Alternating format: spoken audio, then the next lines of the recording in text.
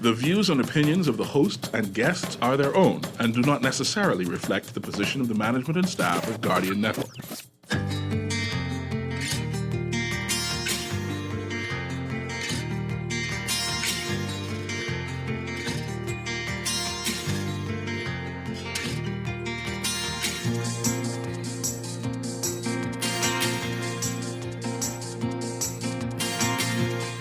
Good morning. More vaccine doses arrive in the country. 33,600 doses of the AstraZeneca vaccine in the latest shipment.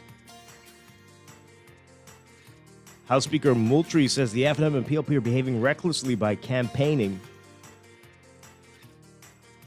as everyone is being urged to avoid large gatherings over the Easter weekend. It's all straight ahead this morning. I'm Dwight Strachan, and this is Morning Blend.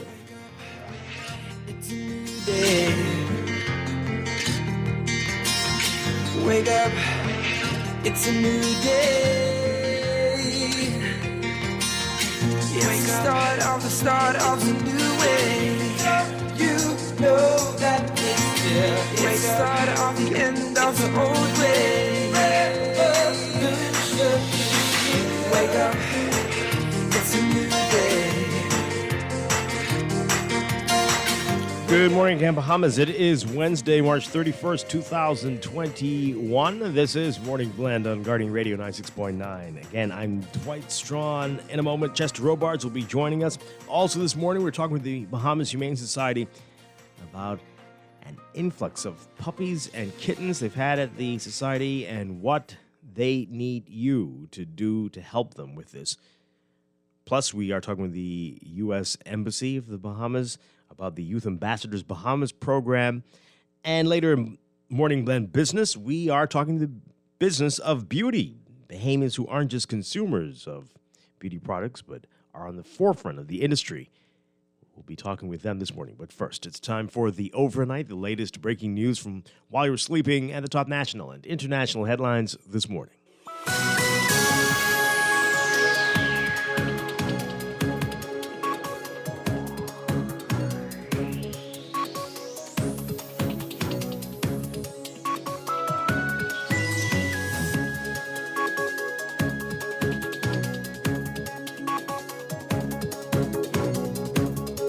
In the overnight, the long-awaited first shipment of COVID-19 vaccine from the COVAX facility arrived in the country, adding 33,600 doses of the AstraZeneca vaccine to the 20,000 that was donated earlier this month by the Indian government. That batch arriving yesterday, the first tranche of a total of 100,800 doses earmarked for the Bahamas and prepaid through the Pan American Health Organization. PAHO Country Representative Dr. Eldona Boisson saying that the other 67,200 doses are scheduled to arrive in the country in May. Boisson saying the vaccines are especially important as global COVID-19 cases and deaths have been increasing since February. While vaccinations on Eleuthera began yesterday, Prime Minister Minnis says that it will begin on Abaco and Bimini next week. He said vaccinations on Eleuthera will continue this week through Thursday before breaking for the Easter holiday. On New Providence and Grand Bahama, vaccinations will continue through the end of today. Vaccinations will resume on all islands on Tuesday, April 7th, when more people will be eligible to receive the vaccine.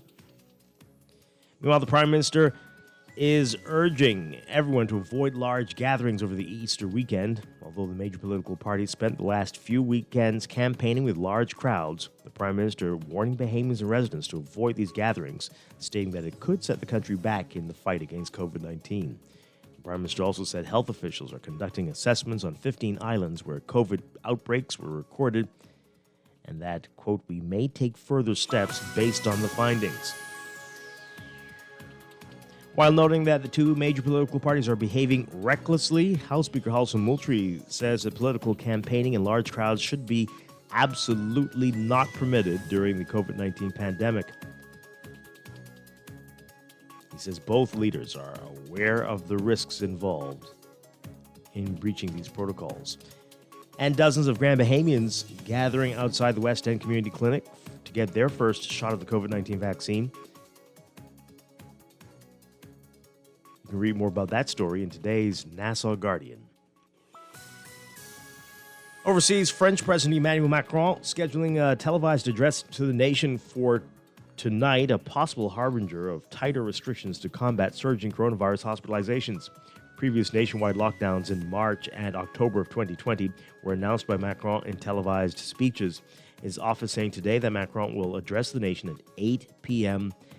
without saying what he will announce. Ahead of his weekly coronavirus strategy meeting with ministers and aides, Macron was under intensifying pressure to close schools and further restrict people's movements to ease growing pressure in hospitals. The total number of COVID-19 patients in intensive care in France surging past 5,000 on Tuesday, the first time in 11 months that the figure has been that high. Short of a full lockdown, Macron is running out of alternatives to make a major dent in the renewed surge in infections that has led to growing questions about his government's virus strategies. With presidential elections scheduled for 2022, Macron is having to weigh both political and health considerations. An overnight nationwide curfew has been in place since January. In Paris and other regions where the virus is spreading rapidly, residents already have extra restrictions on movement, and non-essential stores are closed. School closures were among options being considered. They've previously been described as a last resort by the government.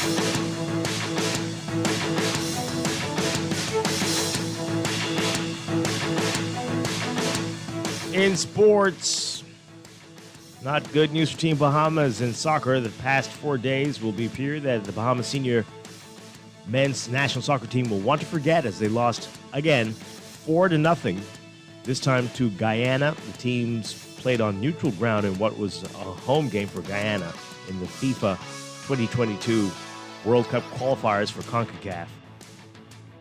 This was in Santo Domingo in the Dominican Republic. That loss yesterday afternoon, coming off another 4-0 loss that the Bahamas suffered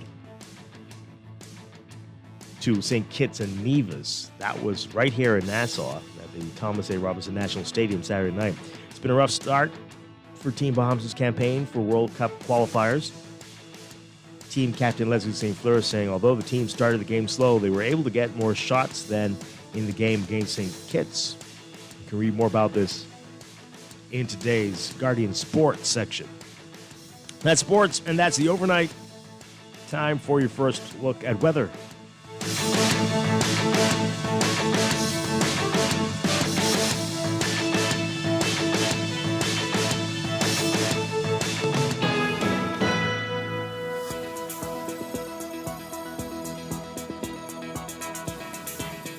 In your weather for today, we've got a robust high-pressure ridge that will support brisk winds across the islands as it begins to shift eastwards ahead of an approaching cold front through tonight. Beachgoers should exercise caution due to the risk of hazardous rip currents along eastern shorelines. For all areas today, forecast calls for variably cloudy, very warm, and breezy conditions with a few light passing showers through tonight. A small craft caution is in effect for the northwest Bahamas. A small craft advisory in effect for the central and southeastern islands. Winds east to southeast at 15 to 20 knots, but gusty at times today, decreasing to 10 to 15 knots, occasionally falling light and variable at times tonight in the northwest Bahamas. Easterly at 15 to 25 knots in the central and southeastern islands. Seas 4 to 6 feet, but subsiding to 2 to 4 feet tonight in the northwest Bahamas, 5 to 8 feet in the central and southeastern islands. It's about 75 degrees in Nassau. We've got light rain in some parts of New Providence. Look for highs getting up to around 88 Fahrenheit, 31 Celsius. Overnight lows tonight getting down about 72 Fahrenheit, 22 Celsius. That's your first look at weather this morning. We'll have your extended outlook coming up after traffic in just a bit.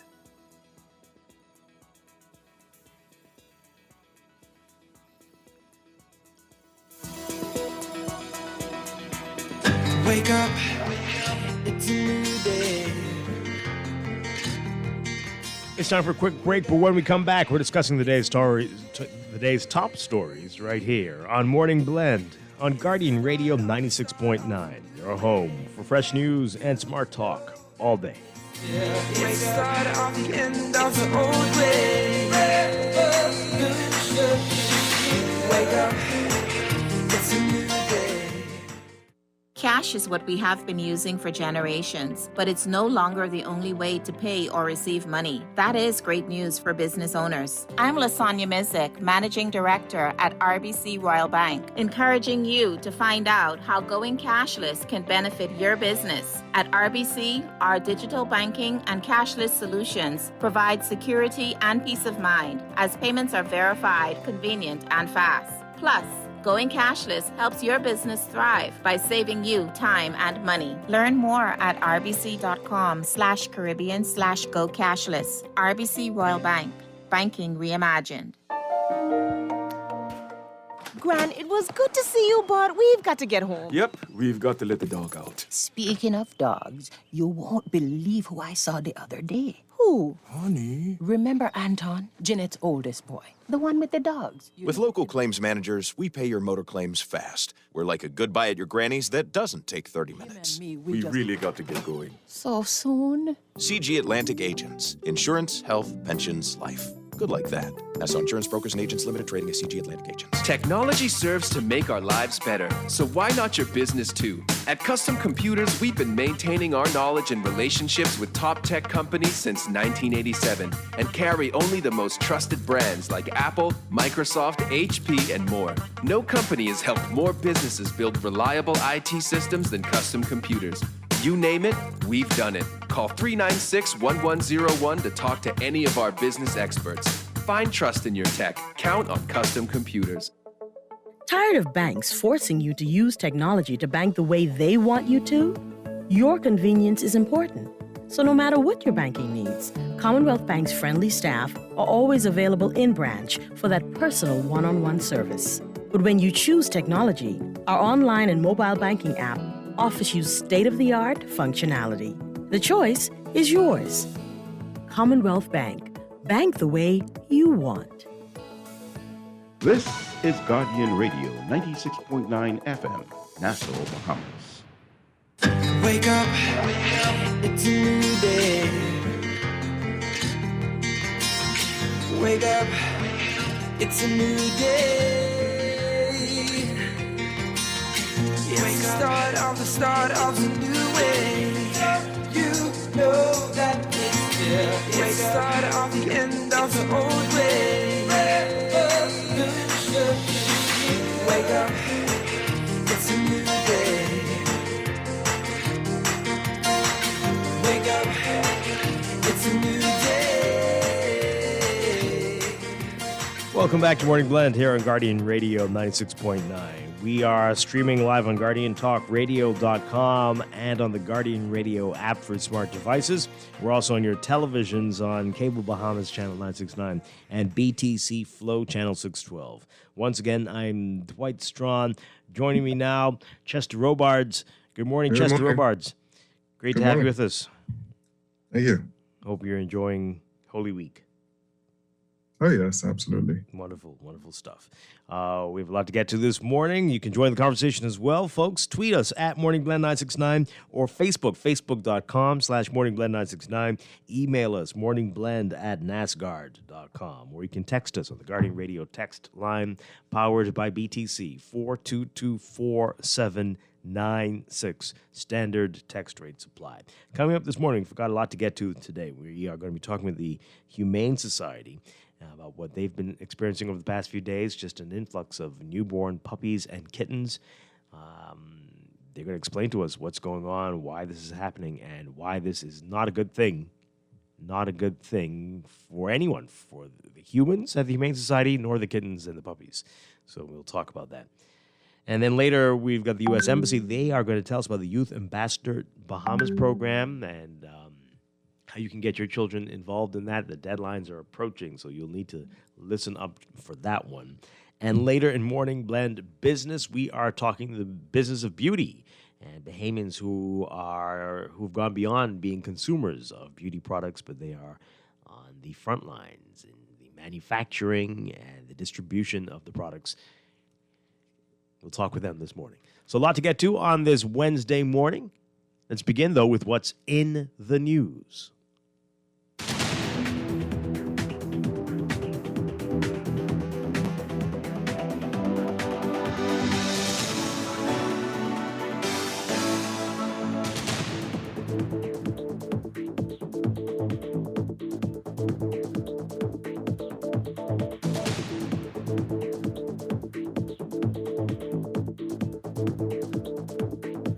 And in the news, more vaccines arrive.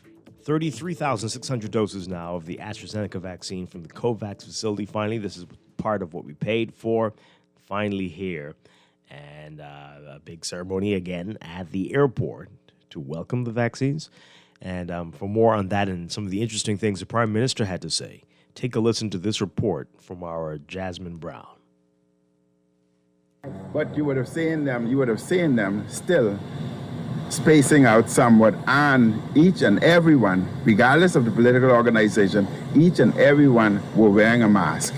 The Prime Minister was responding to questions from reporters about the hypocrisy of continuing to campaign and attract large crowds while asking residents not to gather in large groups, just moments after 33,600 doses of vaccines from the COVAX facility arrived on a flight from Miami. On hand to receive the shipment were Health Minister Renward Wells, Foreign Affairs Minister Darren Henfield, as well as PAHO and Ministry of Health representatives. While he defended the campaign events that attract large crowds, Minnis also appealed to residents to avoid those large gatherings this holiday weekend. Imagine you're running the 100-meter race and you want to reach the finish line. But COVID is still in lane 3 or 4 running. The only person or individuals that can slow COVID down is you, the Bahamian people. By utilizing wearing masks, social distancing, and sanitization, only you, your support, and enforcement of the laws and the orders can slow COVID down. So if the Bahamian people did their part in slowing COVID in lane 3, we will do our part in accelerating lane 4 and let the vaccine reach the finish line before COVID. So as I speak, I ask you all just to do your part. The PM added that he was concerned about the large number of crowds seen gathering on the shorelines in recent days. We do not want to discourage them from going on the beach, but I would discourage them to avoid the large mass gathering that I've seen just recently and I've seen in the press, as that simple gathering can cause our entire country and economy to go in a tailspin and backward from whence we came, especially at a time when we're now growing. And I would advise that for those that are in groupings, allow that group to be only household members. The Prime Minister's appeal comes as new outbreaks of the virus are popping up across some islands. On Monday, health officials said they were sending a team to Harbor Island and monitoring increased cases on Grand Bahama and New Providence. When asked if the Bahamas could be headed for another lockdown, Minnis said this. I think we have a very efficient and effective medical staff assisted by our PAHO representative, and they have monitored the situation, and both I and they are convinced that once we aggressively continue our contact tracing, aggressively isolate those who are infected, and aggressively vaccinate the population as much as possible, I think we can avoid that. The Bahamas has been grappling with the COVID-19 pandemic since it confirmed its first case on March 15, 2020. More than 9,000 cases have been reported since then. The Bahamas is expecting a total of 100,800 doses of the AstraZeneca vaccine through COVAX. Reporting for Guardian News Network, I'm Jasmine Brown. Okay, so in that report, you hear the Prime Minister talking about how campaigning is different from partying on the beach, I guess, wearing masks, and you're. Did he say they were socially distanced? Did he say that? Yeah, yeah. Which pictures have I been seeing then? Were they cropped? Were they adjusted, edited? Because the people were like shoulder to shoulder. Yeah, they were wearing masks, but huh? Okay. Well, anyway, that's when you're trying to fool the people who haven't seen the pictures. But we all saw, and yeah, it's kind of crazy. And the crowds were the same size, and so yeah, you're wearing your mask, but okay. Anyway, yeah, we all have a part to play. Everybody has a part to play, and we aren't going to get above this if we have different rules for different people. And I think we've known that since at least April of last year. We have to be on the same page, and we have to be consistent. And you cannot let your guards down, even when there are vaccines around, especially when so many people are talking smack about the vaccines, right? We have a long way to go. This isn't that hard to understand. And the double talk and the hypocrite speak from all the other people, it's not helping the situation. Right? Is it not that simple? That's right. And I think people have started to let their guard down because vaccines are in the country. And that could become a potential problem. Mm-hmm. Yep, absolutely. Let's read some messages, then we'll get to the text. Then we'll get to the calls. And you can call in 323-6232, 325-4316, 325-4259. Here's a text. Good morning, Dwight. Almost every country is announcing an increase in COVID-19 cases and are saying that this increase indicates that there is a third wave. In Grand Bahama, the daily reports indicate that the cases are in double figures. In 2020, there were few reports from Grand Bahama where the cases were in double figures. It's obvious that the authority is campaigning as he does not want to tighten the restrictions on Grand Bahama. So you're thinking that he should, that we do need to have more restrictions in place at this time. That's what you're saying. Okay. Or yes, that may need to happen if the people who do have minds and brains for themselves don't behave. Right? And I'm not just saying Bahamians, right? And we do need to get some more details from the Ministry of Health. But when they say that people have a history of travel, let's talk about where they're going. And who are the people with the travel? Are these Bahamians? Are these tourists who are here for a little longer than the 5 days? What are we seeing exactly with these numbers, and where are they coming from? Right? Another message here. That man is the prime minister? Prime minister, I say? So the finish line is what, though? COVID is racing to kill us, right? So I guess the prime minister said, let the vaccine kill us instead. I don't think that's what he's saying. He said, let the... I cannot explain. There's no way I could try it. This is the second day I'm hearing it, and it didn't make sense when I heard it yesterday, the analogy there, and it only is getting worse with time. But I have no idea what he's saying, but I don't think he's saying the vaccine is going to kill us once we cross the finish line. That's not what he's saying. But did you understand that analogy there, Chester? No. COVID was in lane 5? Okay. That's what he said? And we're in lane 4, and the vaccine's in lane 3. Isn't 5 the good lane? 4 too. 4 is a good lane too. Anyway, boy. But I don't know. I don't know what's going on. But COVID's going to get ahead of all of it and knock the virus out and usher us over the finish line. Or do we have to get over the finish line before the vaccine does it? No clue. My head is hurting now. Good morning, caller. You're on the air. Mr. Strachan, how you doing? Hi, good morning. Chester, how you doing? Good, how you doing? Mr. Strachan, I mean, no disrespect to the papers, right? I mean, we are looking two biggest stories. I mean, who is that racist person who calling Bahamians idiots? Co-idiots. Is it racist? Mr. Strachan, first of all, right, you can't call Bahamians idiots for going to the beach, okay? I mean, you don't do it, so don't get offensive, okay? We all know the history of that paper. Well, I don't... Really? Okay. I mean, Mr. Strachan, co-idiots? Co-idiots. Yeah, they try to say idiots. Yes, number 2, with right? COVID. Yeah, no, Mr. Strachan, with all due respect, I say again, you and Chester, y'all never been locked down, so, I mean, nothing against y'all. Y'all pick a good job, so y'all don't know how people feel, okay? No one's stopping anybody from going to the beach. No, it's very foolish to go to the beach with 100 people and not wear a mask and be in such proximity with them. That's all they're saying. And you're looking for trouble, right? Don't cut Do me you off. do you want to get locked down, Mr. Strawn, Dave? Mr. Strawn, don't cut me, right? I mean, to tell you the truth. To tell you the truth, right? People are so used to being locked down now, it doesn't matter. Oh, okay. Well then they're COVIDians. So you're they are excusing their behavior. COVIDians. No, Mr. Strawn, a bigger picture too, right? You only talk about how this African government aid feels, does we just? Oh, they denied that man from Bimini getting the flight to come to Nassau. The man died on their watch. The man was in the tent for 4 days complaining. Hello? Hello? We're listening to you. No, I'm trying to say, right?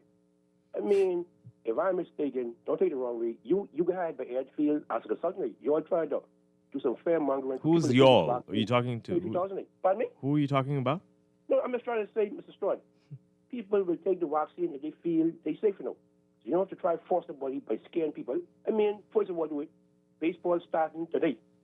People in the stands. I mean, the stands, life goes on. Just protect yourself and wear your mask. And last thing, I kept in with the PLP. The PLP is wearing masks, and they don't walk on the large crowd. They just walk like 6 at a time. And just, so what you all trying to play the narrative? No, don't campaign and let the FNM spread lies and junk. Oh, is that what it sounds like? Pardon me? Oh my. Okay, No, that's what it sounds like to you. Hello, Mr. Strawn. I can't take any more. Yeah, but you can't stand the truth. It's not the truth. You're talking foolishness. You really are. I mean, really? This is why you have to be afraid, folks. Life goes on. That's how it is. Okay. Yep. All right. This text here, minutes reminds me of Derek Jackson, who condemning something while he is doing something that he's doing. A classical narcissist. Okay. Well, the medical community, I don't know who that is. The medical community hasn't condemned the campaigns. This is why they are losing the credibility. You can see the political influence. The medical community hasn't condemned the campaigns. Oh, you're saying this is a hit at the medical community. They're saying all gatherings, right? There was a doctor yesterday who said that. Who said except those. What? They didn't except say those except. types. Who said that? I'm just saying. That's what that person is saying. That it seems that that's what the medical community, by them not saying anything, is saying. So you have to say every single type? They've said all gatherings. They said all. I mean, so what they're saying is they haven't come out against these political gatherings. Okay. They haven't said this is a bad idea. Wow. Well, who knew that Bahamian people listened so closely to what medical professionals had to say? By taking a glance around the island, all the islands, you would say that no one listens to doctors here. But okay, so this time if they say no political campaigning, you all will say, okay, doc, I will listen, because I listen when you tell me not to eat that stuff or drink that stuff. Yeah, sure. Okay, they said all gatherings, folks. Let's stop now. Stop it. But that's what you want to do. Life continues. That's what you just said. That's what Dave said. He speaks for all of you. That's what he says, the people on the street.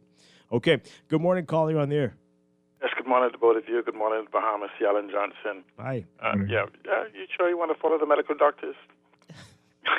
Because I can't tell who's medical doctors, because every night on TV I have about 10 people telling me to take the vaccine, and because they took it and it's going to save, and they're explaining how it's going to save the world. I keep trying to find where they get the information from. So it's kind of confusing. But when you talk about the doctor who governs us, I think he's wearing a mask over his mind, at minimum his eyes, because he can't see what is happening to the Bahamas. We are in an economic crisis. We're still waiting on the Economic Recovery Committee report for the reopening of the economy. We're having more and more of the soundbite governance. Reopening, we have a little bit over here, a little bit over here. We have the cruise ship coming here. Dwight, have you stopped for a minute to ask the questions if somebody begin to home port here because the United States won't allow them to board a cruise ship there without meeting the requirements? And that requirement is very simple, It says they don't stop the cruise ship from leaving the U.S. It simply says anybody disembarking off a cruise ship cannot use public transportation to get to wherever they live. They can't use the train, planes, bus, and anything else. So that means if you live in Arkansas going on a cruise, you must now find a $10,000 trip back home. Now, they're going to home port here, right? What happens if, in spite of, they say, vaccine requirements, that a cruise ship becomes contaminated? Are we going to accept a cruise ship here when we can't even handle since they're home port here? We have a procedure for accepting them here since we can't even handle the expected load of behemoths getting COVID? But I'm beginning to believe more and more as I listen to Dr. Minnis that he didn't take the Hippocratic oath, I'm believing that he took the hypocrisy oath because it seems like nothing he says has any rhyme or rhythm. The decisions we've been making on COVID has nothing to do with data or reality. It's like you hear a little bit on the news over here, and then they come back together, and he comes back and says this and this. I would love to see the data sets that the scientists are using. In fact, Dwight, do you know who the consultative committee for COVID is that advises the government? This competent authority. No. Oh, but because so far it's only one person, a committee of one. The competent authority is the Prime Minister. That MSU makes stuff up. We could. No, I don't want to jump to conclusions or assumptions, but we can figure it's certain people who might be the ones speaking at the press conference. But we're in a country we're in the age of information. Remember now, this is a Prime Minister that came in on transparency, accountability, integrity, freedom of information, and so much more. This was the mantra of 2017 that we're waiting for. It only makes a statement. He makes statements on some of the most mundane things, but except for the economy. He hasn't spoke to the fact that we borrowed $2.1 billion to cover $1.5 billion. The Attorney General said we had to borrow hundreds of millions of dollars to support the Bahamian peg. 60% of the Bahamian economy comes during the second half of the year, which we are in. No new money has been borrowed. The civil servants have a pending pension debt of $5 billion that we don't know how we're going to service. The fact is that we are moving into a new budget period with no real revenue boost. In fact, the Prime Minister is moving to most likely make a decision by April 19th to call an election between May 10th and May 14th. And we have no answers for anything except his deliberate and purposeful campaigning towards reinstating himself as Prime Minister. And that's in his mind because it's an election process. But I'm saying, can anybody give us any functional direction for this country, say for the next week, for the next month, for the next 6 months, for the next year? There's nothing. We're just trying to make it to the finish line. But that's what I'm saying. But I don't know whether the finish line is a feet away or 1,000 or a mile away because nobody is providing any information. It's time for the Prime Minister to govern. And I call on the opposition government and opposition forces to make demands not just on the incompetent authority, but also on every single sitting member of Parliament, because that's what we send them for. We are a country in crisis. We already passed the bankruptcy line, And so now, let me say this, I won't prolong this. The civil servants, ladies and gentlemen, no ifs, ands, and buts. According to a survey in 2018, it said that we only need 7,500 people to run the civil service. We sent home 42,000 civil servants when you count the civil servants and all the government agencies. We saw no dramatic reduction inside of the civil service. So that means that we may need even less of them when the IMF and other people come. So if I was the civil servant, I would call my union person and my government person and make sure you get your increments on the book. Remember the Prime Minister says even if they don't have the money, they'll give you a promissory note. Get your promotion so it's booked. Get your increments that's supposed to be. Make sure it's booked on the book even if you don't get it. So that when they come to get rid of you, since you're not making a demand for answers, when the foreigners come who will mandate to get rid of you, you will at least get what you deserve because you're definitely not getting it right now. Prepare for this train to go over the cliff because clearly government has not a clue what is going on in this country. And I want to use another word than the S, making stuff up. But he's just making up stuff as he go along. Bahamians, we deserve better. We need to demand more. Okay. Thank you very much. Appreciate it. Boy. Okay. Let's take another call. Good morning, caller. You're on the air. Good morning, caller. Yes, good morning, sir. How are you, sir? Doing well. See how he talks about everything, right? He talks about all the government needs to call an early election because because of this the next budget period, right? And that, but I don't see that all these international agencies saying the same thing, that the government needs to call it an early election. You see, so what is he saying? After and the next government has to do what? I mean, why can't the F&M government do the same thing that the next government, whoever the next government of the day, have to do? Why can't they do it now? You understand what I'm saying? So tell me what the next government's going to do. Tell me what's the next government going to do that the F&M are afraid to do. I mean, in terms of fiscal policies, what? I mean, the PLP, their plan isn't about nothing draconian like lay off civil servants. You know, that's that. You know, and the other day, C. Allen made a statement that he likened Miss Kamalafi to Martin Luther King and Lincoln Bain to Malcolm X. Come on, these people are here, these two people and a third party. How could you not warn them? These people are progressive, and these people care for the masses. So that means who was Brave Davis liking to? Who was he liking to? You know, if he have some hate for Malcolm X and Martin Luther King, come on, I don't understand him. Really don't understand him. He must be a capitalist at heart and not a progressive. Thank you. Okay. I guess that's a terrible thing. Good morning, caller. You're on the air. Good morning, caller. You're on the air.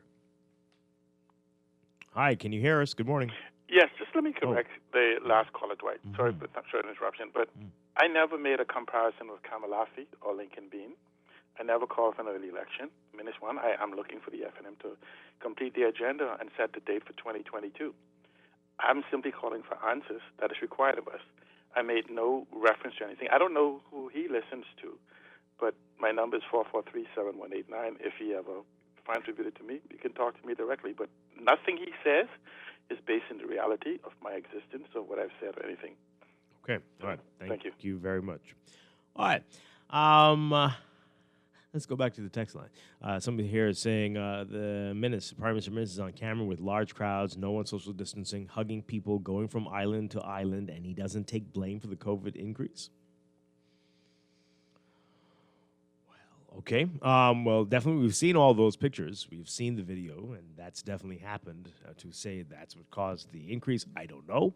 But he cannot be like saying that he hasn't been like the people he's saying are going to cause us to see a third wave, right? He has been doing the same actions that are likely to cause that. So all of it needs to stop. All of it needs to stop. Another one. The medical community has condemned all gatherings. I don't think they need to specify the word at all. Apparently they do.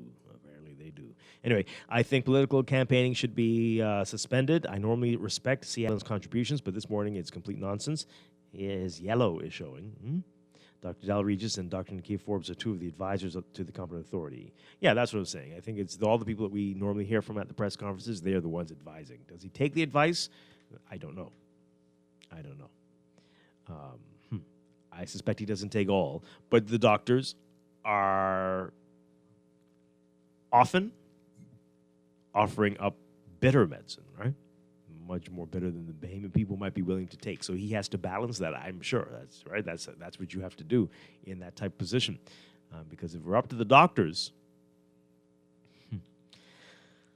this text here, consider that the medical community are quick to condemn people who disagree with them as not having the proper medical training to make reasoned medical decisions. The same group sits silent when the Christian Council agrees with them. Medical community watches the campaigns and sits silently. What are you all talking about? They're clearly more interested in influencing people instead of informing people. What did doctors do to you? Wow, really? Okay, all right. So you've got to be very specific, doctors. Apparently, they need to know that you mean them. Yes, you. I don't understand it. Has a vaccine ever done you wrong, Chester? Any vaccine you've ever taken messed you up at any point? you Not can at all. recall? Not at all. Where's the hate? Why is there the hate for the vaccines? So There's a lack of understanding. I don't know. There's hate. Oh, okay. There's just too many Facebook doctors these days. Ah, yes. And conspiracy theorists. The great Facebook. Oh, dear. Okay, so this was also interesting. The Minister of Tourism yesterday, we talked about it on the show yesterday. We had a call in. People were texting as well about how expensive it is to fly to the Family Islands. And it came up yesterday about the continued requirement for an RT-PCR test for many of the islands. And in light of the people who were producing fake COVID-19 tests to travel. And so here's what the tourism minister had to say about this. Take a listen to this report from our Taylor Ferguson. Tourism Minister Dionisio de Aguilar imploring Bahamians to abide by inter-island travel protocols which require a negative RT-PCR test when leaving New Providence or Grand Bahama. His comments come after 4 people, including a juvenile, pleaded guilty to producing fake COVID-19 tests in order to travel to the Family Islands. They are in for a reason, to prevent community spread. Please abide by the rules and not try to deviate from them. That is why we are probably, to a certain degree, having some uptick in our COVID numbers. It is absolutely critical that we prevent, as best as we can, any growth in COVID cases in the Family Islands, because the health facilities just do not exist to provide adequate care. And so the government is taking the advice that they're provided in order to prevent it. I know it's costly, I know it's annoying, I know everybody is fatigued, but we just cannot allow for an uptick to happen. The testing requirement has been criticized as being costly. PCR tests cost on average $120 per person. Antigen tests are less costly, but de Aguilar says they aren't being recommended by health officials. Our Taylor Ferguson with that report there. All right, so it's annoying, he says. It's costly, but we have to do it. Right. But you only need the rapid antigen test to come from the U.S., where cases are rising and people are sick and dying every day. Right? You only need... No, you need a PCR. Do you? Or Yeah. do you need a rapid antigen test? To go to the U.S. Right. Not to come from the U.S. Okay. But to go to, get it, come back with your RT-PCR test, but test positive a few days later. And here we go. That's the risk you take. That's a risk. Okay. Well, there you go.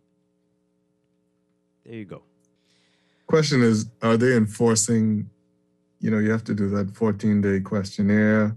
You got to do that 5-day test. Are they enforcing those? As far as I know, I know people who have to go back all the time and do their 5-day, and they're doing it.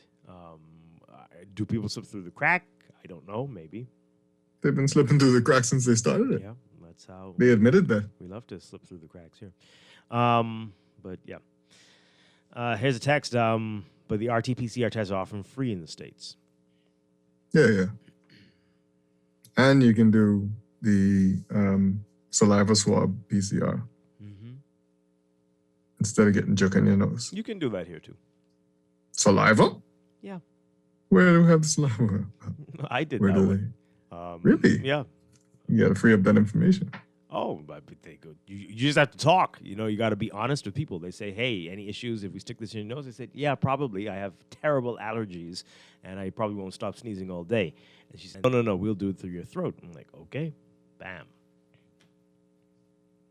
People around here seem to be afraid to speak. Well, that's interesting. Yeah. Let's go back to the phone lines. Caller, good morning. You're on the air. Good morning, Dwight. How are you? Doing well. Hello? Yeah, we're doing well. How are you? I'm doing just fine. In the morning when people talking their craziness, why don't you just say next? Just skip them and go to somebody else in lieu of time. Trying to see what the point is. Allowing them to get the point, to get to the point. Sometimes it doesn't but happen. point don't make no sense, sometimes, some person. What I'm calling for, I'm calling about PCR testing. If it's possible for the government to get in partnership with somebody so the cost could be reduced, and more persons could probably take the test. Because from the break, it was just too expensive, you know. So I don't know if they could consider probably partnering with a private firm that, you know, that it could reduce the price. People have been saying that from March of last year, and clearly the government is not interested in Well, doing they that. need to, you know. Yeah. They really need to. Because like person saying, especially those persons who have to travel back and forth to the family island, you know. The package itself is too costly. So they really need to consider that. I think if the tests had been more affordable, I think we could have probably halved the number of cases we had. Thank you very much. If people were, not afraid to go and spend that money, get the results, know where to go, know where they can't go, we might not have been as far into this as we ended up. But for some reason, I mean, thank goodness the price is down half what it was at the start of all of this, but it's still far too much. Still far too much. People ask me where I got that test. That was at Doctors.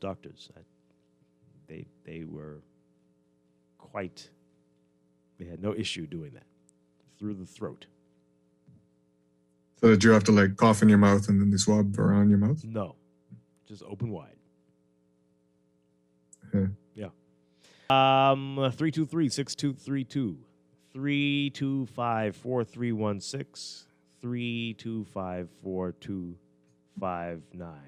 Okay, everyone's fascinated by this. Did you gag when they stuck the swab in the back of your throat? Actually, don't really even realize it. Like, you did it already? And like, okay, look at that. So it's much less frightening than that image of... Did you do that one, Chester? Through the nose, yeah? Yeah. Yeah. How did that feel? It's like taking seawater into your nose. Okay. Let's take this call. Good morning, caller. You're on the air. Morning, Dwight. Hi, good morning. Morning, Stephen. No, Chester.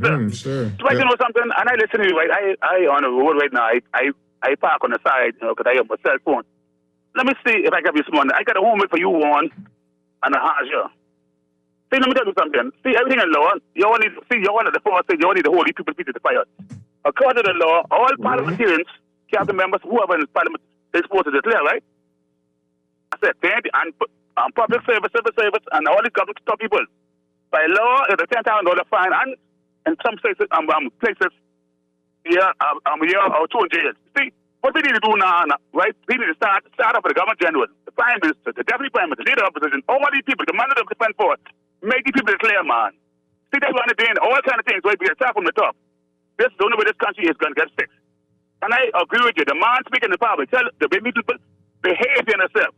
Behave, or else it could be another lockdown again. The man say, so this is a 10 family is nice and good. But our people believe in just testing people to it. And like you said again, our country is under 10 o'clock curfew lockdown now, you know. By 8 o'clock I be sleeping, right? 11 o'clock I be up, reading papers and doing my research. But the Bahamas is a rich country and blessed country. And thank God for this, our stern leader. And Dwight, one more thing before I go, that's Dave and Anton and them. But at least they really ain't as bad as Anton and Dave. That's their job, man. They getting paid. Entertain them. And then take my call. Okay, thank you. Entertain them. Help them do their job, right? Well, what about my sanity? What about that? Does no one care about that? You signed up to lose your mind, son. Oh. Oh, I see. Okay. One more call, and then we'll read a few more messages, and we got to take a break. Good morning, caller. You're on the air. Good morning, caller. Okay. Are you there? No. Okay. All right. That just so. This person says here, it's amazing that all the leaders and scientists of the world are doing the best they could and are changing the way they are fighting this pandemic daily. All these people who have the answer need to get rid of the WHO and lead the charge. Are they talking about people on Facebook? Maybe. Well, that's what they would like to do, actually. They would like to do that. They really would. So don't encourage them unless you want them to. Okay, this one says here, the government should find a way to supplement testing, no doubt, but I didn't think the rapid antigen test is a great screening method. I believe it's one of the reasons why their numbers are increasing. Let's stick with the gold standard, and the government should supplement that. Okay, well, Support for a government politically and support for a government initiative do not have to be mutually exclusive. I support the COVID initiatives in the housing program, for example. That doesn't mean votes. This so-called stay woke generation, I wonder about them at times. At times. I'm always astounded by the hypocritical thinking on the issue of PCR antigen tests here. I would be screaming as a visitor. They need one to come into the country, but the local people cohabiting with them in a hotel or indoor restaurant only need an antigen test? What is good for the goose? Yes, exactly. Well, yeah. To come to the country, as Cheshire says, the PCR test, but to go over, yeah. Okay. But they're saying they have to take this extreme test to come into the country, but we can mingle with them with just a rapid antigen in the hotel. Okay, sure. They're coming from the place with the numbers going crazy. They That is are. true. They are. Up until a couple weeks ago, even now, still the numbers were manageable here. They're the ones who are scary, and then we're mingling with them before the 5-day follow-up test. So it's scary. Anyway, if one person at the company is consistently late and the manager decides to create a general policy that no one can be late instead of addressing the problem, employee would be bad management. This is what the medical community is doing. Let's read that again. If one person at the company is consistently late and the manager decides to create a general policy that no one can be late instead of addressing the problem employee, it will be bad management. This is what the medical community is doing.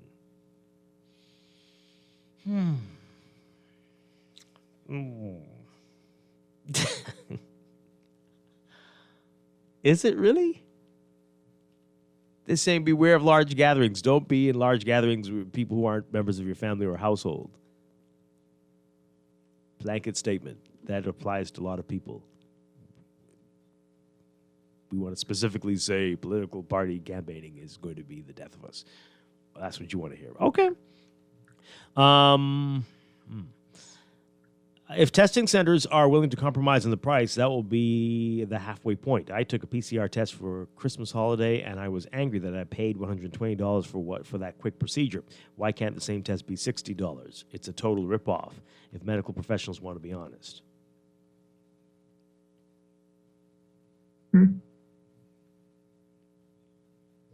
Okay. It cost my family and I $340 extra with the PCR test and the health visa to go to Long Island for the Easter weekend. I'm convinced that there is a racket going on. It is cheaper for us to go to Florida and to take our chances with Dorona. That's true. It is cheaper. Yeah. Wow. The COVID-19 test is available at all the government clinics free of charge. The results just take a while, yes, or forever. Dwight, we ain't playing this game no more. When it comes to the fish fry, people of the boys on the corner, you and Forbes blame them. What? One radio host said people are wearing their masks around their necks. But Minutes always gets a pass. I don't understand any part of the text. I'm sorry. Okay. No one please call in talking about laws in our country. There is no law in the Bahamas. Yeah. Boy. We are not children. No government has the right to tell me how to behave. What is wrong with y'all? Behave. What is wrong with y'all?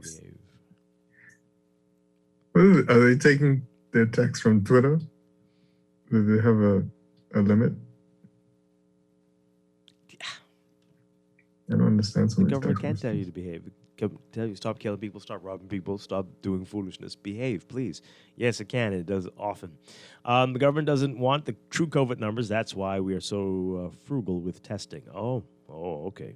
Well, that's an interesting point. You might actually be onto something there, I think. Because I think that may be it right there. That may be it right there. I thought they were trying to encourage Bahamians to keep the money in the country. It's already expensive to go to the Family Island, so they want to consider reducing the price of making the PCR test free. Then maybe we will travel locally. And then this final one, what they need to say is the Prime Minister needs to say, stay in your lane, because that analogy was nonsensical, I guess. That's the racing analogy one.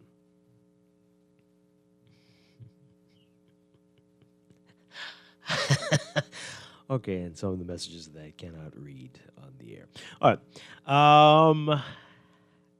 Let's take a break. Or should we? No, that one. Let's take that final call, and then we'll take the break. Good morning, caller. You're on the air. Good morning, Dwight. Hi, good morning.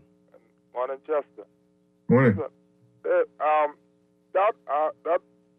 That ad in the paper. I know anything when they speak. For the most part, it doesn't make any sense. But I can say, Dwight, you need to think about that about the way you respond to that, because that itself, what was put in that paper, it was ridiculous. Which it was paper? insulting to the Bahamian people, and that paper should be made to apologize. Which Track paper? that and apologize. And the Prime Minister should not try to elaborate on it, because they only make matters worse. Very confused. What are we talking about? Okay? What paper? That's all he did was make matters worse. He tried to elaborate on something. You can't see. Don't try to defend something that is indefensible. And that was one of them. What are we talking about? What are you talking about? That was a journalistic blunder, whether it was intentional or otherwise. It was horrible. Are you talking about COVIDiots? That's what you're talking about? Yeah, there was no reason for a responsible journalist to go and print something like that. Okay. No reason at all. At all. We got to be civilized in this country and act civilized. Those who are in authority should act that they are journalistic genius on those papers, and make sure that whatever it is before it goes through the print, have it read, proof, and everything to make sure it makes sense, because that's just complete nonsense. Okay. And the Prime Minister trying all he could to justify it and only make matters worse. Oh, did he? Really? What does he have to say about that? How does that come before him? I don't know if the question was asked. Oh, okay. I think he could have just said, I have no comment on that. Yeah, that would have That's all been he had better. to say, That would have been better. Sometimes he's got to learn to leave some things alone. I agree with you on that one. Yes, absolutely. Thank you very much. Appreciate it. Yeah, it was harsh, I guess. But if you're an idiot, you're an idiot. You got COVID, so I guess you're a COVID-idiot. And anybody gathering with a group of strangers like that at this time, not wearing a mask, something's kind of not right with you. Hopefully it'll spur people to act sensibly. Maybe. Yeah. Maybe. All right, we're going to take a break and be back. This is Morning Blend on Guardian Radio 96.9.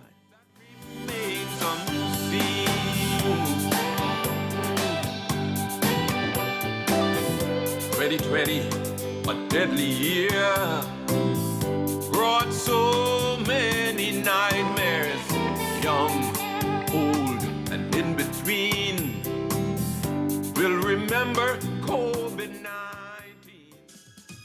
Get ready! The real March Madness is here! Up to 100% off store-wide at Alive! That's right! Devices, earbuds, tablets, and so much more with crazy slashed prices! Pay close attention to our social media pages. Visit any Alive location or visit BeAlive.com for the best deals on some of your favorite devices and accessories. That's March Madness going on now at Alive. Believe in best. RBC and Visa bring you a benefit as unique as get 2 months of the all-new Disney Plus streaming subscription on us if you have an RBC Visa Platinum card. Learn more by visiting www.rbc.com/Caribbean/Disney. Reimagine new ways to bank better. TF Express Delivery, the Uber for items, packages, and documents. It's the Bahamas' most efficient domestic delivery service. We pick up and deliver for businesses and individuals, and we're open from 7 a.m. to 7 p.m. for deliveries anywhere in Nassau. TF Express Delivery, the Uber for items, packages, and documents. Call us today at 815-4628 or visit our website, tfxdelivery.com. There's only one way to have a better morning. How? Start your mornings the best way with our 2 for $6 breakfast sandwiches at Wendy's. For a limited time, choose any 2 of your favorite breakfast sandwiches, including the fresh Strachan sack muffin, honey buttermilk chicken biscuit, double sausage muffin, or the sausage egg and cheese biscuit. Wash it all down with our cold brew shake or coffee. Better mornings always start at Wendy's. Wendy's, different inside and out. Excludes airport locations. This is Guardian Radio 96.9 FM, Nassau, Bahamas.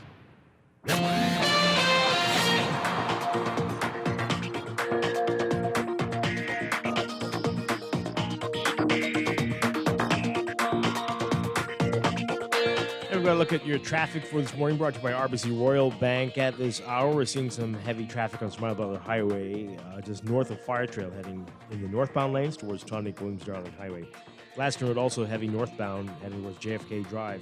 Building traffic on Carmichael Road westbound, heading towards Coral Harbor Road, and a bit building eastbound, heading towards Blue Hill Road. And just north of Soldier Road on Blue Hill Road, you'll see that traffic, as we normally do, as you get over that hill towards Independence now, and some building traffic on Prince Charles Drive as you get closer to the major intersections like Foxhill Road and Beatrice Avenue and Soldier Road, and then Robinson Road heading towards Old Trail Road and East-West Highway. Marathon Road also building northbound towards Wolf Road. That's what we're seeing so far. We'll have another report for you with your real-time traffic coming up after the 8 o'clock news. That's your Morning Blend Traffic Alert brought to you by RBC Royal Bank.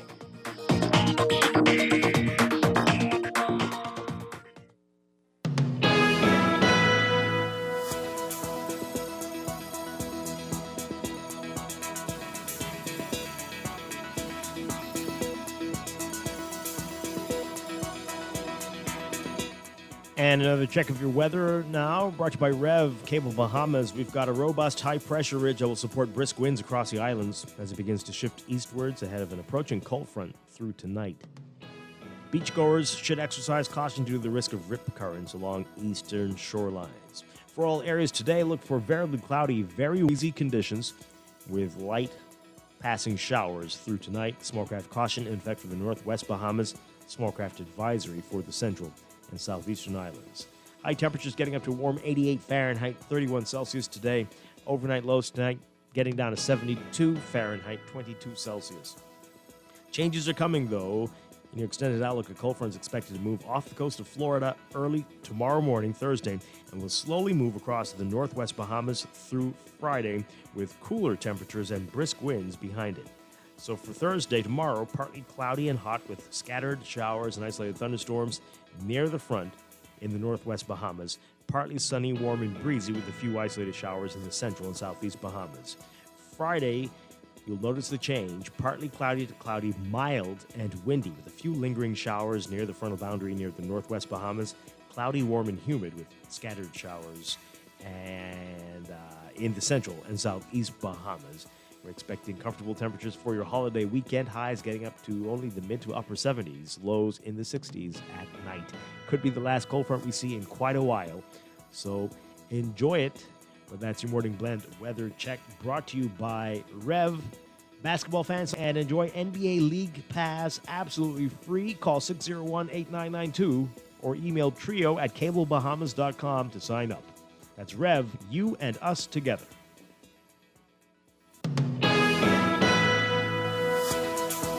The Water and Sewage Corporation advises residents of Westridge, Atlantic Drive, and Twin Lakes that due to system upgrades, they will experience no water from 10 p.m. to 1 a.m. on Wednesday, March 31st, 2021. The corporation apologizes for any inconvenience caused. Your home is where your heart is, but it's more than just shelter.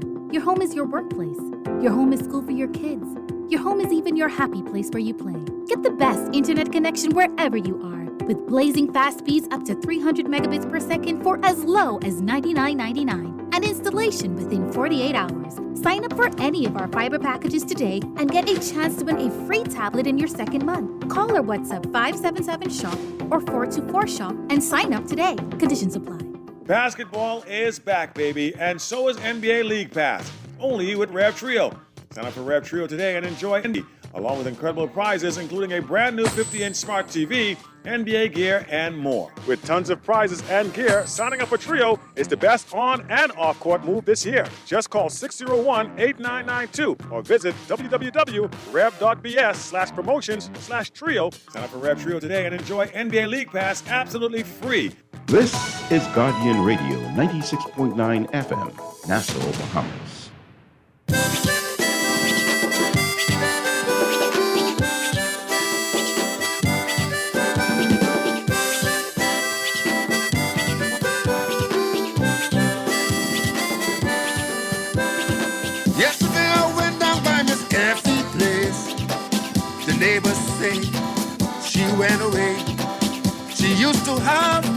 was dogs and cat.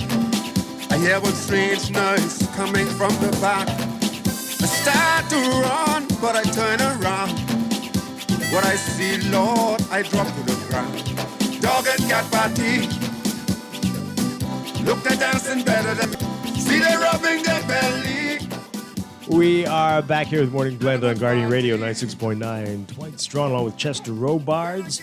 And we're changing gears. Now we heard the story a few days ago with the Bahamas Humane Society. Very disturbing. A proliferation of puppies and kittens just dropped off there. Percy Grant is here with the Bahamas Humane Society to tell us more about this. This is surprising, Percy. What's going on here? Well, this is something that has been happening for a long time now. It is now. This is the season where we, for some reason, it's just coincidental that we're getting puppies as well as kittens dropped off at a very young age. Mm-hmm. People aren't letting the animals wean. Mm-hmm. So the minute the animal gives birth, they put it in the box and bring it down. And this is sad because we can't. You have to find fosters, somebody who's going to sit and feed these animals, and that's taking a toll because we only have a small crew that we could depend on, or who I should say give up their services to do this. And so this is a challenge for the Humane Society. It's expensive. Milk replaces is expensive. Yeah. I mean, a can of goat milk is almost like $5 in the food store, and so it's a greater expense. If people would only allow these animals to wean in 6 weeks, mm-hmm. and then they can bring the animals down to us. There is a fighting chance for them to get adopted. Right. And also think about spaying their female dogs. This is something that's another problem that we have. People just allow these animals to populate every 6 months. Animals go into heat every 6 months like clockwork. My goodness. So you could imagine if a dog has 10 puppies, and in 10 puppies, in 6 months, 10 puppies give birth to 10 puppies, mm-hmm. and in those 10 puppies in 6 months have another 10 puppies each. You're looking at, do the math. And so the population climbs. In a pandemic, you don't need to have a bursting situation like this. While we're trying to be safe and what have you. So people need to be conscious of this, allowing these animals to wean, puppies to wean, kittens to wean in 6 weeks before they bring them to the Humane Society. So these people might have thought they were doing the right thing, but... I wonder, they just don't want to be bothered. People just... And the thing about it is, they just drop it at the front of the door. Isn't it like they would sometimes come and ring the doorbell? Right. No, they just drop in the front of the door. So you come to work and you're thinking, well, we use newspapers, we use towels. So you're thinking, well, hopefully it's a box of towels. Hopefully it's a box of newspapers, and you look inside and it's a box of kittens. Oh my. Or puppies. And like what happened over the weekend, the puppies that were dropped off, really, they must have just been born in hours. Oh, wow. And so, of course, they didn't survive because, they need to have their mothers, that first set of milk with cholesterol. So, therefore, they didn't make it. But it's a challenge. None of them. Wow. So, it's a challenge. It sounds like these are like private owners, not like, so this isn't like a stray thing. No, hardly ever is, But it's always a story that, a dog had puppies in my yard. A cat had kittens in my yard. So you don't know what to believe. You have to accept it as an organization. We have to, do the humane thing and take them in. So we can't, debate as to whether it's their kitten or their dog or their cat. So that's an issue. So how many did you get, or how many have you received over the past few weeks with dogs and cats? Oh, most over 100. I mean, we get this, this one day. I remember a few months ago, we had like 50 puppies in one day. My goodness. So people drop. We're the city dump for animals. Wow. That's what we are. People they wake up in the morning and they don't want it in the morning. Just bring it down. Yeah. So do you think people? I know that you're saying a lot of people don't want to be bothered, and I'm sure that is a good portion. But do you think some are thinking they don't want the animal, the mother, to get attached, and they're like, maybe it could be. You do have that issue. But that's not how it works with dogs. Yeah. No. But with cats, yeah, I mean, people, you may have the concerned person who bring them down because they don't want the dogs to kill them, and yeah, they're. But then that's fun, you know, between. I mean, you don't have that. That's not a general thing. We genuinely, people just do not take responsibility. They don't spay their animals. They don't fence their yards. They want a dog. They have a dog. They keep it tied. It's an ongoing and you know, non-ending story. Wow. All right, we're going to take a break. When we come back, we're going to talk about the proper way to deal with this, right? The weaning that you talked about, and of course, being responsible in spaying and neutering your animals. We're going to get into all that with Percy Grant with the Bahamas Humane Society after the break for news. This is Morning Blend on Guardian Radio 96.9. See them rubbing their belly, animals party, dog and cat party. Look, they're dancing better than me. See them rubbing their belly, animals party.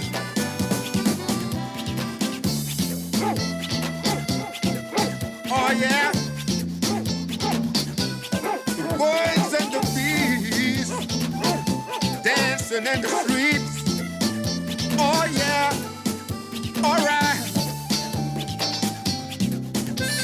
Hey. Oh yeah. This is Guardian Radio 96.9 FM, Nassau, Bahamas.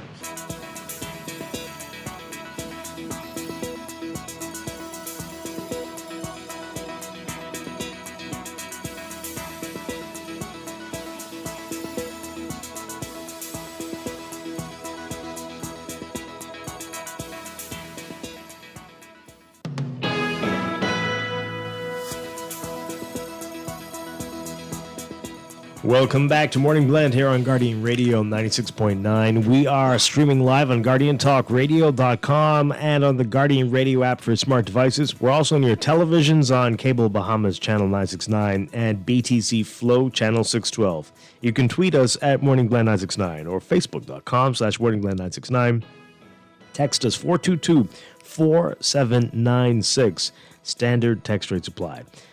And now at 8:19, it's time for another check of your weather for today. Brought to you by Bahamas First Insurance.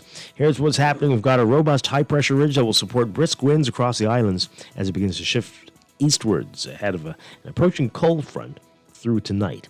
Beachgoers should exercise caution due to the risk of rip currents along eastern shorelines.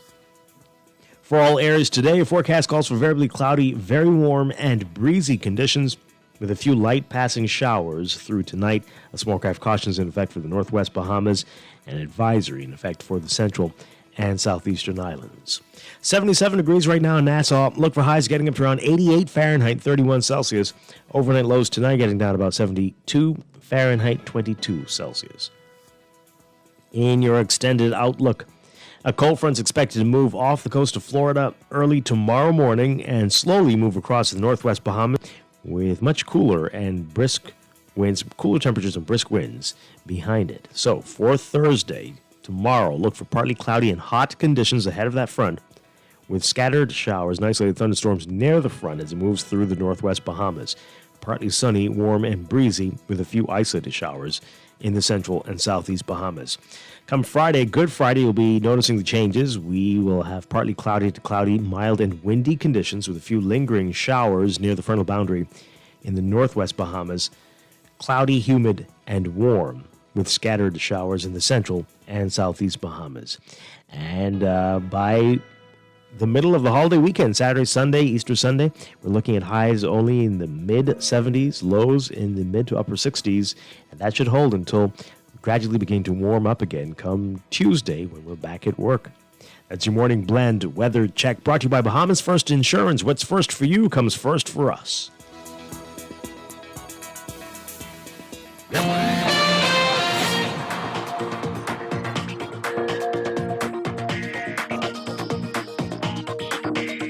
And 8:21 in your Morning Blend traffic alert brought to you by RBC Royal Bank. In your real-time traffic, we are seeing some heavy traffic on Smart Butler Highway as usual. The northbound lanes heavy from Fire Trail all the way up to Tonic Williams Darling Highway. northbound lanes this morning.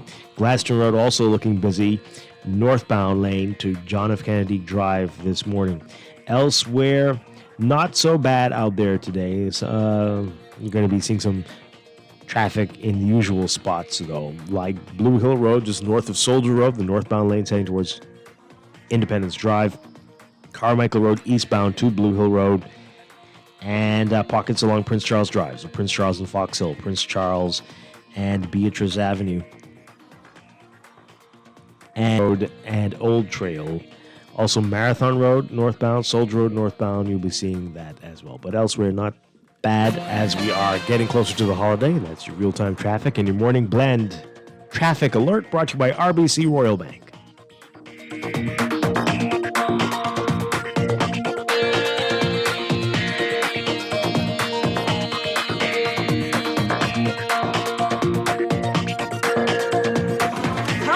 Paradise Island is the best-kept secret in the Bahamas. Located directly next door to the Atlantis Resort, you'll receive all the privileges of an Atlantis guest with all the benefits of a comfort suite stay. Enjoy everything Atlantis has to offer, including Aquaventure Water Park, plus all the amenities of comfort suites. Free Wi-Fi, free breakfast daily, and kids stay, play, and eat free. Visit ComfortSuitesPI.com.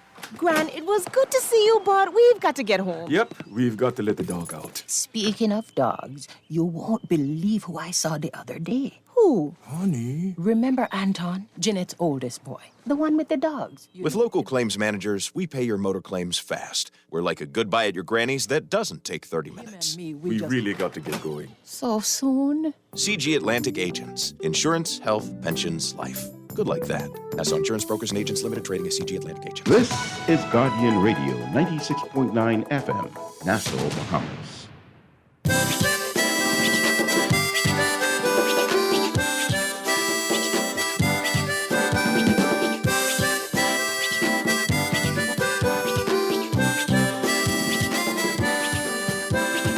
Yesterday I went down by Miss Caffey's place. The neighbors say she went away. She used to have animals, dogs and cats. I hear her back. I start to run, but I turn around. What I see, Lord, I drop to the ground. Dog and cat party. Look, they're dancing better than me. See, they're rubbing their belly. Animals party.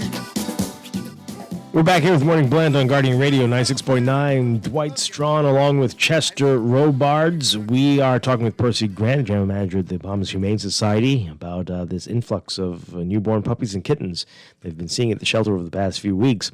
All right, so this is quite a number, and you already have quite a number at the shelter already. We're fortunate since Dorian, we met a lot of international partners who have afforded us the opportunity to adopt dogs outside the country.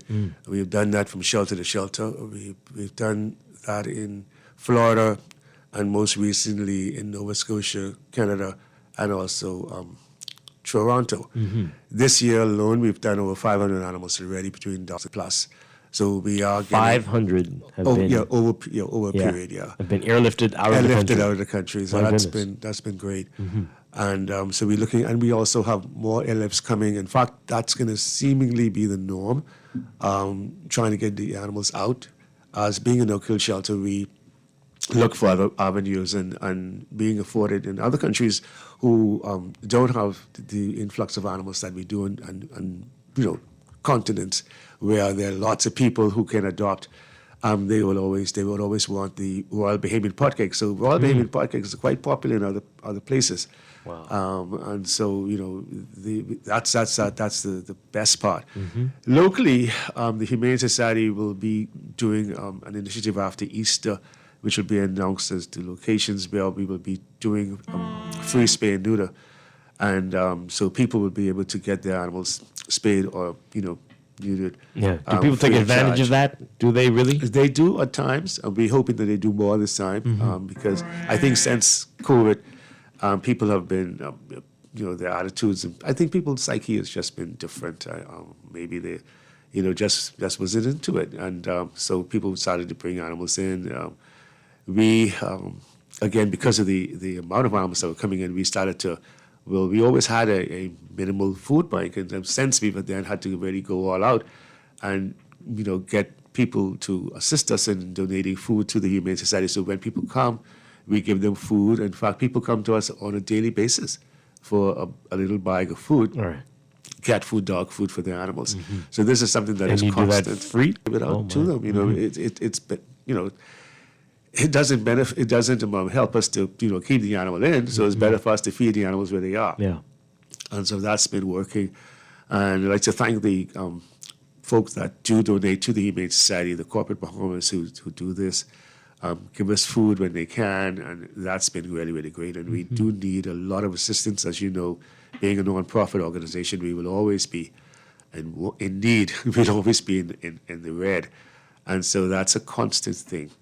And so we, again, getting back to this initiative, if people would only take advantage of it, in fact, we're going to be, I should say, growing up with BARC, the organization that assists with spay and neuter. So BARC and the Humane Society, after the Easter holiday, will get together and we will do this initiative to free spay and neuter at the Humane. So that's going to be great. An interesting text here. Somebody saying it's always spay the females, but never neuter the male. Do you get that? People are like, we'll spay the female, but they won't. Yeah? Yeah, this is it. You could spay the female dog, but the male dog is still going to go out and copulate, or I should say, mate with another female dog down the street. Yeah. So it's not going to be, and so you have to do both. Yeah. And they do better pets. They live longer. They stay at home. They are more healthy, and they're not susceptible to sexual transmitted diseases, STDs, because the animals are susceptible to same as human beings. Oh my. And so people need, if they are going to be responsible, if they want a dog to protect them and their properties, they should be responsible to make sure that they are spayed and neutered so that they would be there. They'll protect them. Yeah. If they don't do this, the animals, when they do have an intruder, the dog is probably out cooning. And so this is important for people to think like that, think security. You want your dog to stay at home and everybody is safe, spay and neuter your dog. Right. Wow. Yeah. So how much does it cost the Humane Society to run the shelter? It's like $3,000 a month. Sorry, daily. Really, I was gonna say that's, daily. $3,000 a day. A day, really, to run with food and just everything else. Over $1 million a year, obviously $1.5 million a year to keep us afloat, and that's only afloat because we have a lot of people, as you know, who always assume that we are government and we don't need money, and we got rich people giving us money, and so there's always that issue out there too. So some people just won't pay for medical services. Now, since COVID, we've been doing appointments only, and we, of course, if there's an emergency, it's different, but generally now it's by appointment. And I noticed then that we do that with people thinking that, I have an appointment, so they try to pay because they got an appointment. So that's that's a psychological thing. So we hoping that this trend continues and people will be more responsible as owners and spay and neuter their dogs and take advantage when we given the opportunity to take advantage of, and just keep the animals safe and healthy. All right, so let's go back to the issue with the puppies and the kittens. You're saying that folks need to allow these the animals dogs to wean. And there's 6 weeks to be with their moms in order for them So to that's be 6 weeks of the puppies barking, nursing and barking and running around and driving you crazy. There's 6 weeks with nursing, and so that they'll be able to be eligible to adopt. So, and what happens if you don't allow that to happen? If we don't allow that, then that means we got to find fosters. It becomes a burden to the Humane Society. It's a risk of their lives. If they're not fostered, they're not being fed or nurtured. This is an issue. So if you want to do, a lot of people too, mind you, they mean well. They want to protect the animal, but they think when they bring it to us, they're doing the best thing. They probably are. If they can't do it themselves, but just know that if you did it without the animals being weaned, and you brought them down before they were eligible for adoption, then you haven't done them justice, Right? Because you haven't given them a proper opportunity. The best opportunity to give them is making sure that when you pass them over to us, that they've been weaned, they're ready to go. We are ready to give them the vaccines and go on from there. Yeah, and there's the milk that's important and saves you all. It saves us. And I heard in the report that you did with the interview with our news, Right. Guardian News, you talk about the temperature has to be right. Even so many things that people don't think There's about. so many things people don't think about. Developing the temperature. When the mother's in there, and the mother gives off that motherly warmth from their body. So therefore, we have to know that there's an artificial situation now. You have to try and get them into that, putting them into a particular, like a whelping box per se, but not in all cases. You don't have the areas to do it in, and so it's a makeshift thing always, and it's a touch and go because the towels and the all that kind of stuff, trying to keep the puppies warm while they're being nursed.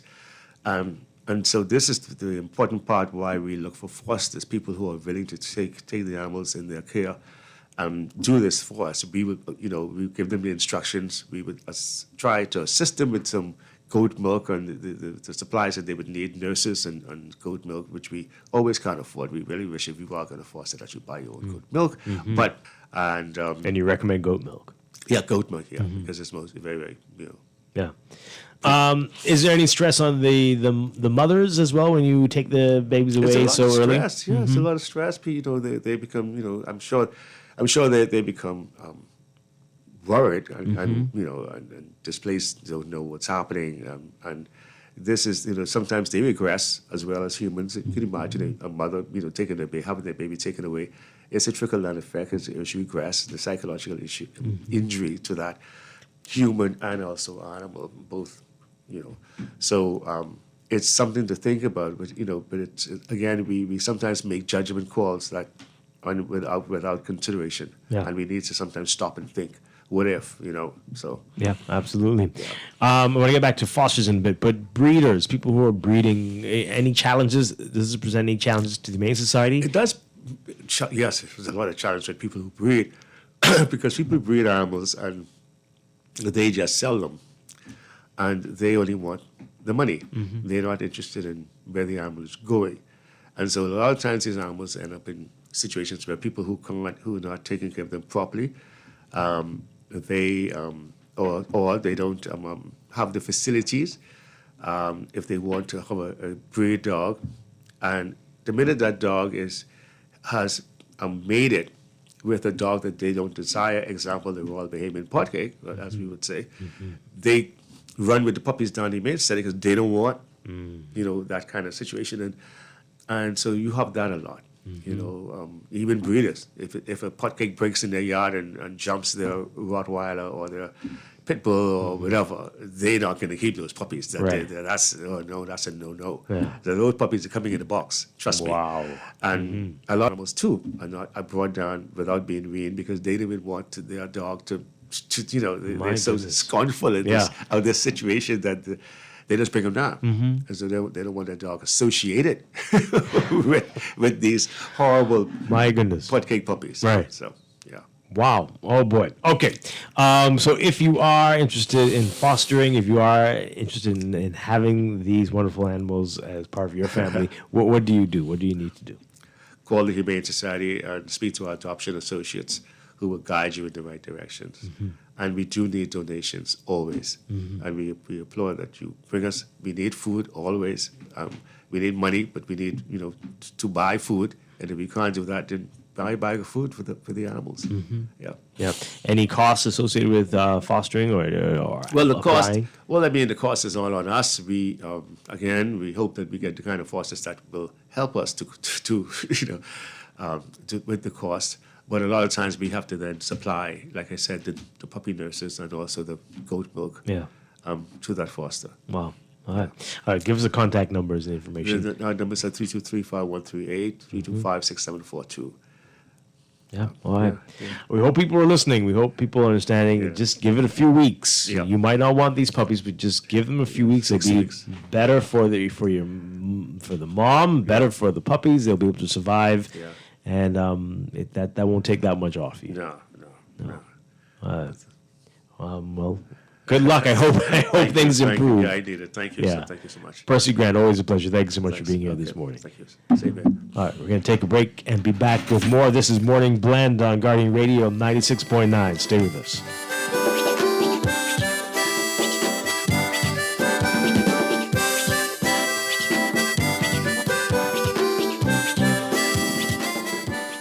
Your home and your community. But are you investing in your financial future? At CFAO, we specialize in investment management, retirement planning, mutual funds, and private wealth management. Our team of experts never stops helping you plan for tomorrow. Because tomorrow begins today. Call us at 502-7010 to see what our financial advisors can do for you. CFAO, growing wealth for future generations. Get ready! The real March Madness is here! Up to 100% off store-wide at Alive! That's right! Devices, earbuds, tablets, and so much more with crazy slashed prices. Pay close attention to our social media pages. Visit any Alive location or visit bealive.com for the best deals on some of your favorite devices and accessories. That's March Madness going on now at Alive. Believe in best. RBC and Visa bring you a benefit as unique as you to enjoy Disney Plus. Get 2 months of the all-new Disney Plus streaming subscription on us if you have an RBC Visa Platinum card. Learn more by visiting www.rbc.com/Caribbean/Disney. Reimagine new ways to bank better. Stay a step ahead of technology with certainty and support from Custom Computers. Our know-how team is here to help you zero in on your next big tech purchase, finding solutions that take your productivity to the next level using only the best and most reliable brands. With 4 stores all across Nassau on East Bay, West Bay, Old Fort Bay, and Palmdale, there's no stopping you from stepping up your tech. Reach out to us at 396-1100. Find trust in your tech. Count on Custom Computers. This is Guardian Radio, your station for up-to-the-minute news, intelligent, interactive, and engaging conversation. 90 FM.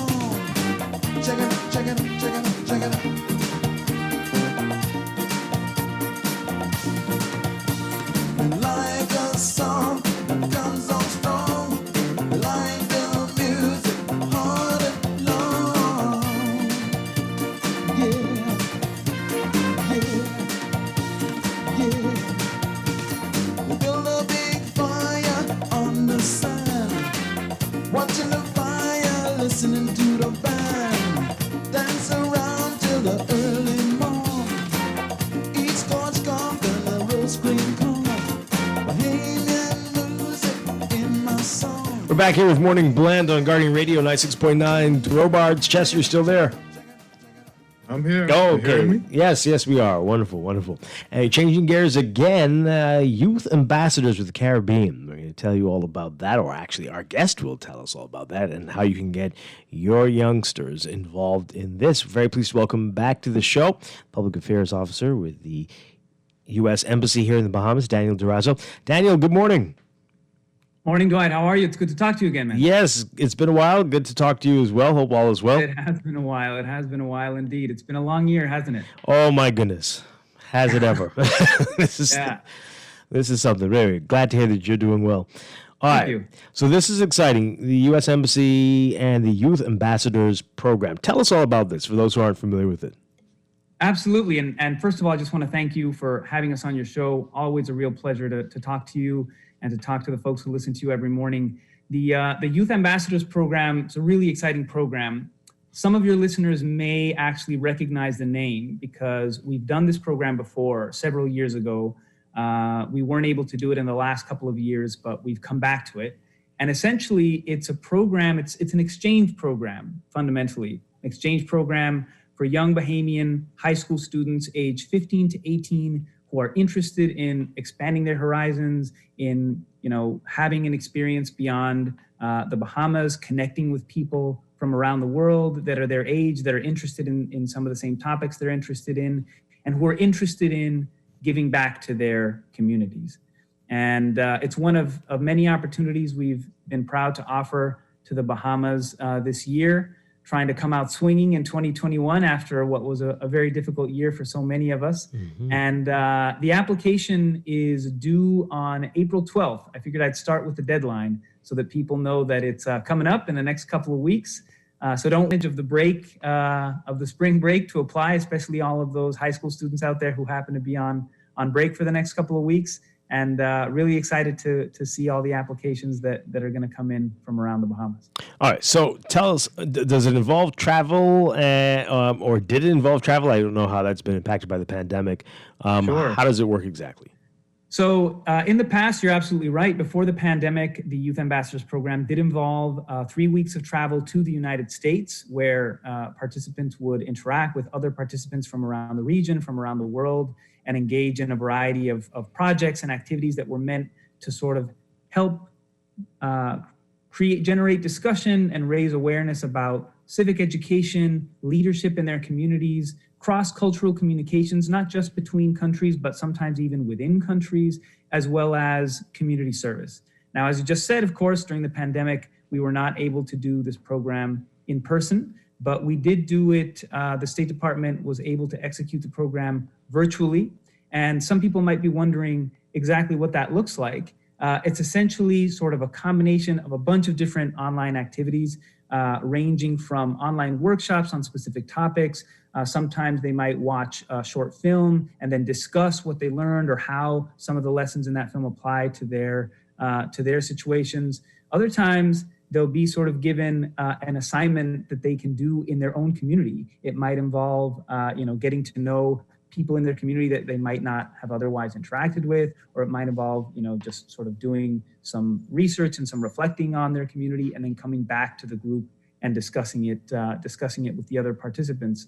And I feel like a lot of people for a program like this might be skeptical about an online program, but a lot of the participants who did this program last year in 2020 came away really surprised. There's one quote that stood out to me from one of the participants in 2020 who said, to be honest, and this is a quote from this participant, he said, "To be honest, I thought an online experience couldn't compare to anything in person, but now I know a lot more about the other participants I met and have come closer to understanding their food, their culture, their family, their language. We got a lot closer than I thought we could get simply through a screen. And this summer experience," he's talking about 2020 here, "was great, and I'm really happy I got to be a part of it all." Wow. So even though it was virtual, you still sort of, the program leaders really do a great job of creating opportunities for people to still interact in a really meaningful way.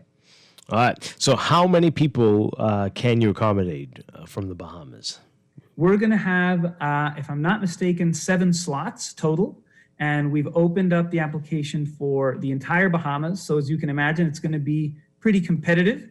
And we're going to be in the very unfortunate position of having to choose from just 7 from what I'm sure are going to be a lot of really great applications. I'm sure. All right. So what are you looking for? What are some of the characteristics that will make for a successful applicant?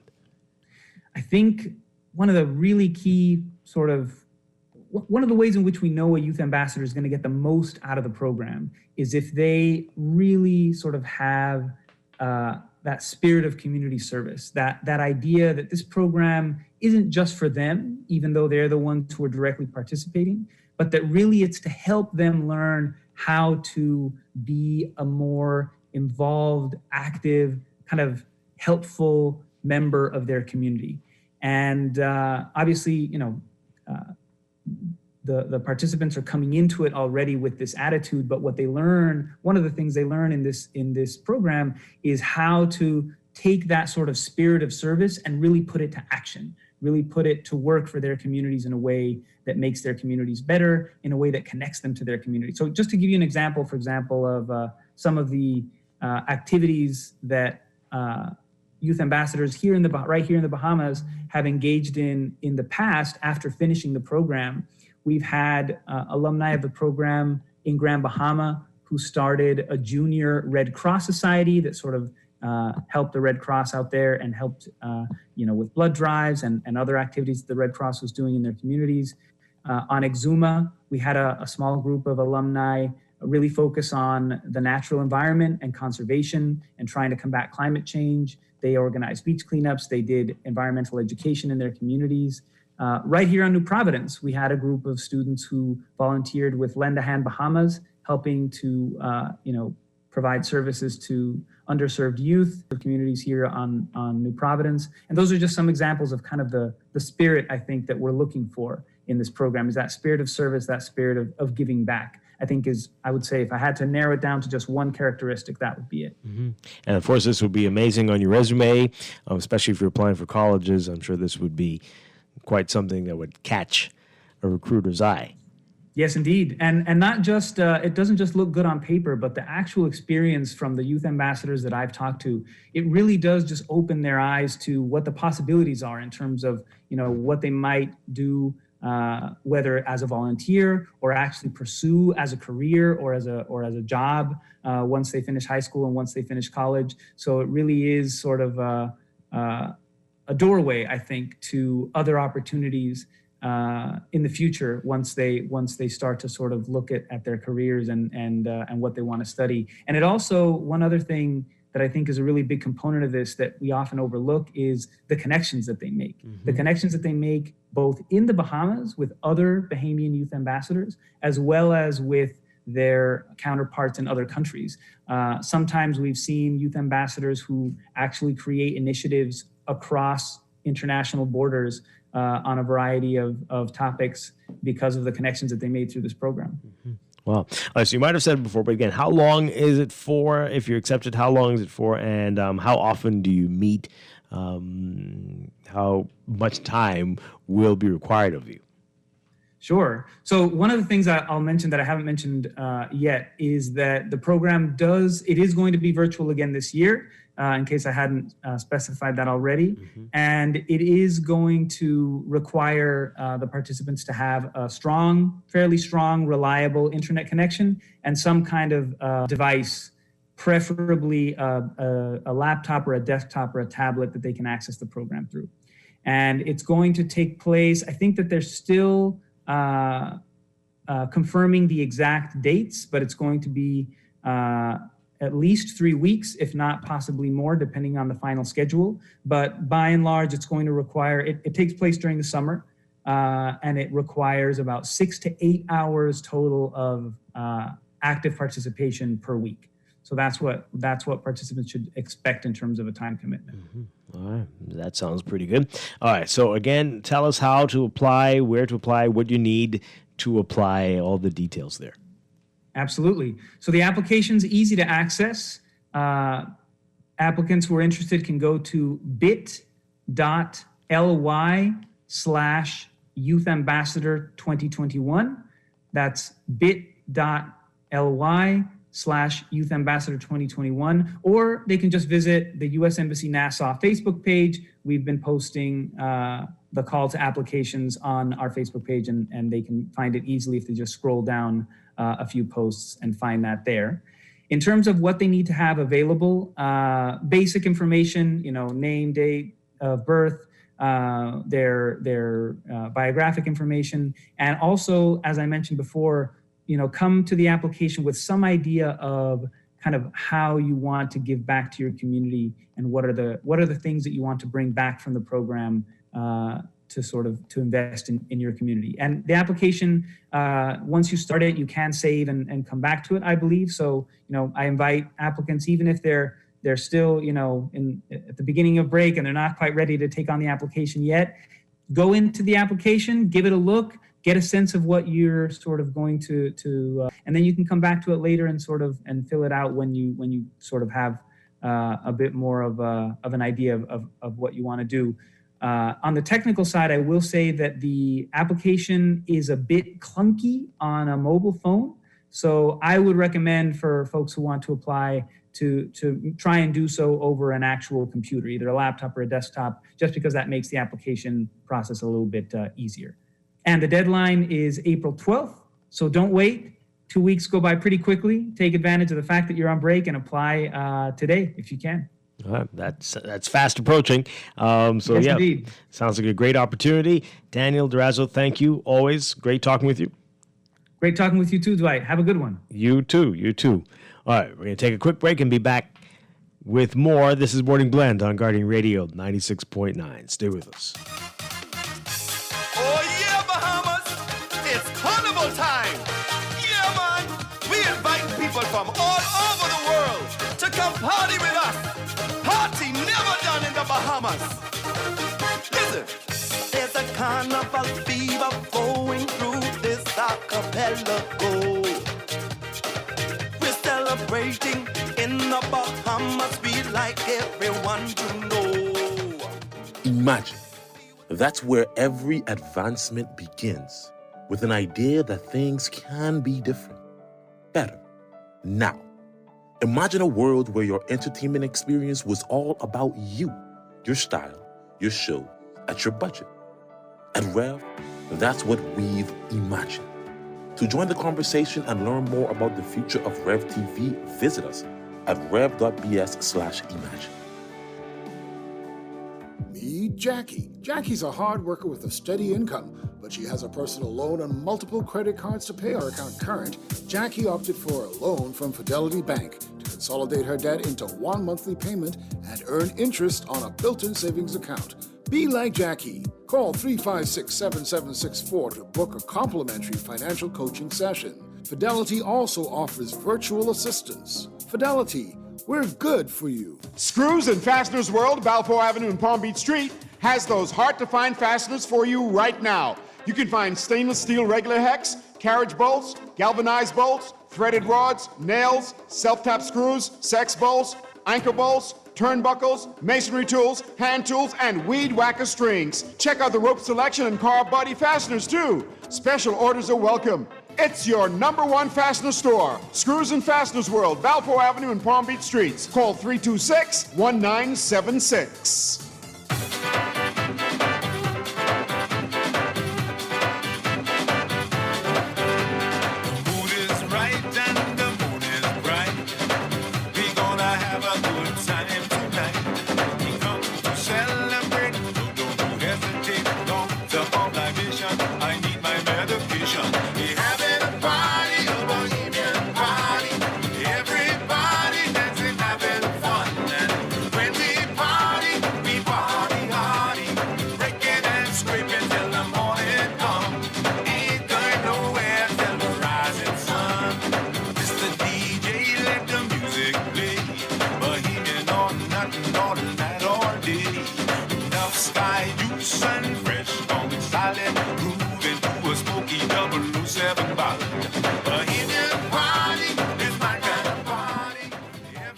And we're back here with the Morning Blend on Guardian Radio 96.9. Dwight Strong with Chester Robards. Chester Robards, what do you have planned for the holiday weekend? I am relaxing. Oh, relaxing. Oh, that's a good one. Okay, excellent. Pretty simple, right there. All right. What do you have planned? No idea. I'm sure you got some big plans. Not really. Hopefully, I'll get to relax, but we'll see. We'll see. Hopefully. Coming up in Morning Blend Business, we're going to be talking about the business of beauty and talking with Bahamians who aren't just consumers of beauty products. They are actually actively involved in this industry, and there may be potential for more people as well. That's going to be coming up. We're going to be talking with them on what they're doing, creating their own products, marketing their own products, grabbing this billion-dollar industry by the hands and getting involved in it. So that's coming up in a few. Yeah? Yeah. Are you a dog person, cat person? I'm both. Yeah? Well, more so a dog person. What can we do to get people to what do you think, to change their mentality with dogs? Off here, I don't think he minds me telling this story. But Percy was telling the story. This is disturbing. I'm still disturbed by this. Of a taxi driver who was taking this American tourist back to, she was leaving her hotel, going back to the airport. And on the drive, he hits a dog. And of course, she's horrified by this. And she's like, oh my, freaking out in the car. Right? And he's like, what's the big deal? It's just a dog. So they get to the airport. She was like, I can't believe this. Gets another taxi, goes to the Humane Society, and gets fined the dog. And of course, the dog had to be put down. But of course, she's telling people, I will never, ever come back to this place again. And I'm sure she's told that story all over the place, all over the world. But we are really very, very casual and callous with the way we treat dogs and cats, especially here. And I don't understand it really, but what can we do? I don't know. It's just, it is true what you say about it. We are very, and he mentioned it, but he didn't go into detail about people. This is one of my pet peeves, biggest pet peeves. People who have a dog, they don't have a gated yard, so they keep the dog chained up its entire life. Yeah. That grinds my gears, right? That one's awful. But also the people who don't have a gate and allow the dog to go wherever the dog wants. And to terrorize the neighborhood as well. Is that really a dog? Well, all of those are horrible. And it's very sad. I think more people should volunteer to help out the Humane Society. You can actually go, I think they have designated days, but you can go and walk the dogs. Like they need dog walkers. So, you can go do that. You can go help clean up. Yeah, that sounds more wonderful. People should volunteer to have an appreciation for what they do there and how the animals are. And maybe more people should be made to. Maybe that can be community service, if you've done some minor offenses or something. Instead of some giant fines, you go and work for them. Perhaps that might spread the appreciation for these animals. Maybe. Yeah. All right, we're going to break and be back with Morning Blend Business. This is Morning Blend on a Wednesday morning here on Guardian Radio 96.9. We'll be back. Wake up, it's a new day. Wake up, it's a new day.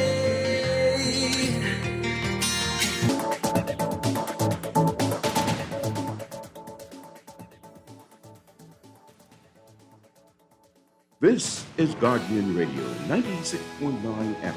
Fresh news, smart talk, all day. The views and opinions of the hosts and guests are their own and do not necessarily reflect the position of the management and staff of Guardian Network. Wake up, it's a new day. Wake up, it's a new day.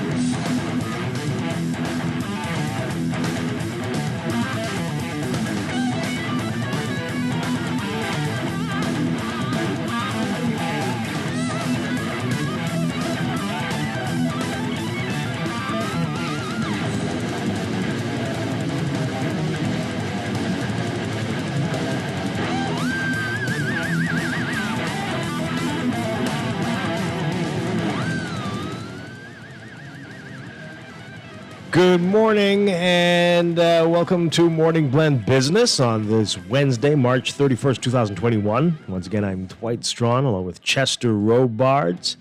Welcome back to our Morning Blend listeners. Today, we're going to be talking about the business of beauty and their role in this multi-billion-dollar industry around the globe. They are not just consumers, but actively involved in the sector. We're going to be talking with them and get some of their perspectives on the way forward for Bahamians in this sector in the future. That's coming up. But first, it's time for Morning Business Report, brought to you by CFAL.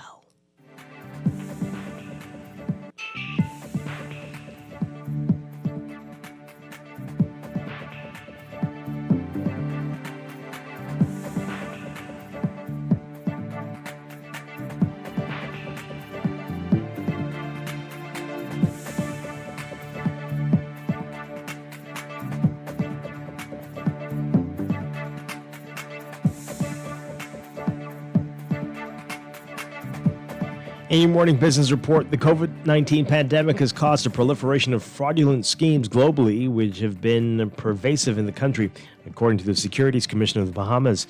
SCB Executive Director Christina Roll saying she has personally seen instances where Bahamians have lost their life savings to Ponzi and pyramid schemes that have in recent years infiltrated the Bahamian investment market.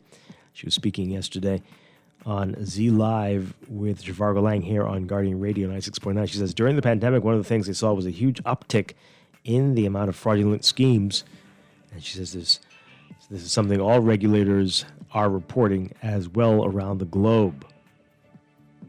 You can read more about her findings in today's Guardian Business section.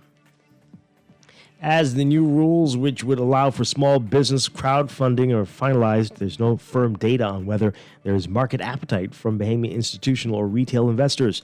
The Business Capital Rules 2021 are expected to be complete within the next week or two, according to Executive Scholl, who said the Commission does not have a real indication of market demand, but she believes there is a healthy amount.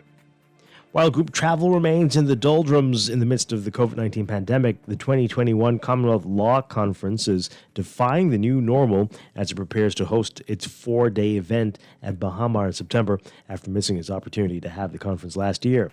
The Ministry of Tourism and Aviation declaring in a statement that the Bahamas meeting and incentive business is ramping back up. With this announcement, Bahamar President Graham Davis said last week that group business for the multi-resort property is still far way off from where it could have been, but this is a good start to attract thousands of lawyers and judiciary specialists. And data compiled by online travel company Expedia revealing recently that searches about the Bahamas increased 170% in February, according to a Ministry of Tourism and Aviation statement. The ministry also adding that the Bahamas Travel Health Visa Unit has processed 230,000 international applications since the country reopened last year. Director General Joy Jubberloo saying in a statement that there's huge interest in travel to the country. She says that she's excited about the current position, given that 2020 was a dismal year because of the COVID-19 pandemic. Last week, Jubberloo gave the Bahamas Hotel and Tourism Association's Board of Directors and membership meeting hope that the tourism industry is on its way to recovery, again citing huge interest in the Caribbean and specifically travel to the Bahamas. Overseas automakers BMW and Volvo announcing today that they support a moratorium on deep seabed mining for minerals used in electric vehicle batteries and other products.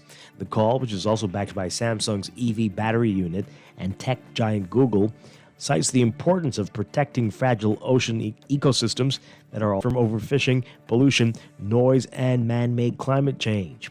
While deep seabed mining is still in its infancy, several prospective firms are seeking rights to extract potentially lucrative deposits from the depths of the ocean, particularly the metallic nodules that build up around hydrothermal vents. The companies say they are committed not to source minerals from the deep seabed, to exclude such minerals from their supply chains, and not to finance deep seabed mining activities. The call supported by the environmental group World Wildlife Fund, which has campaigned against deep seabed mining. And U.S. President Joe Biden wants $2 trillion to re-engineer America's infrastructure and expects the nation's corporations to pay for it. The president travels to Pittsburgh today to unveil what would be a hard-hatted transformation of the U.S. economy as grand in scale as the New Deal or the Great Society programs that helped to shape the 20th century. White House officials say the spending over 8 years would generate millions of new jobs as the country shifts away from fossil fuels and combats the perils of climate change. It's also an effort to compete against the investments made by China, the world's second largest economy, and fast gaining on the United States' dominant position. White House Press Secretary Jen Psaki saying the plan is about making an investment in America, not just modernizing roads and railways or bridges, but building an infrastructure for the future. Closer to home in your Market Watch, recapping trading on the BISX from Tuesday, your market movers, AML Foods Limited moving 1,000 shares, closing up 20 cents to $4.95. Commonwealth Bank moving 3,370, up 4 cents to $2.99. Famguard moving 3,000, up 10 cents to $9. Fidelity Bank moving 1,400, unchanged at $14. Focol moving 16,000, up 30 cents to $3.80. Consolidated Water unchanged at $2.70. Emira Incorporated moving 2,000, closing down 13 cents to $11.04. The BISX All-Share Index closing at 1,956.53, up 21.72. That's your Market Watch. And that is your morning business report brought to you by CFAL, growing wealth for future generations.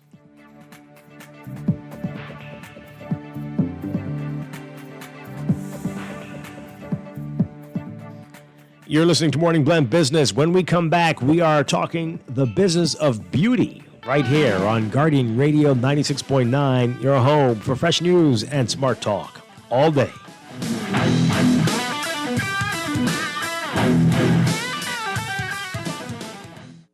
You invest in your children, your home, and your community. But are you investing in your financial future? At CFAL, we investment management, retirement planning, mutual funds, and private wealth management. Our team of experts never stops helping you plan for tomorrow. Because tomorrow begins today. Call us at 502-7010 to see what our financial advisors can do for you.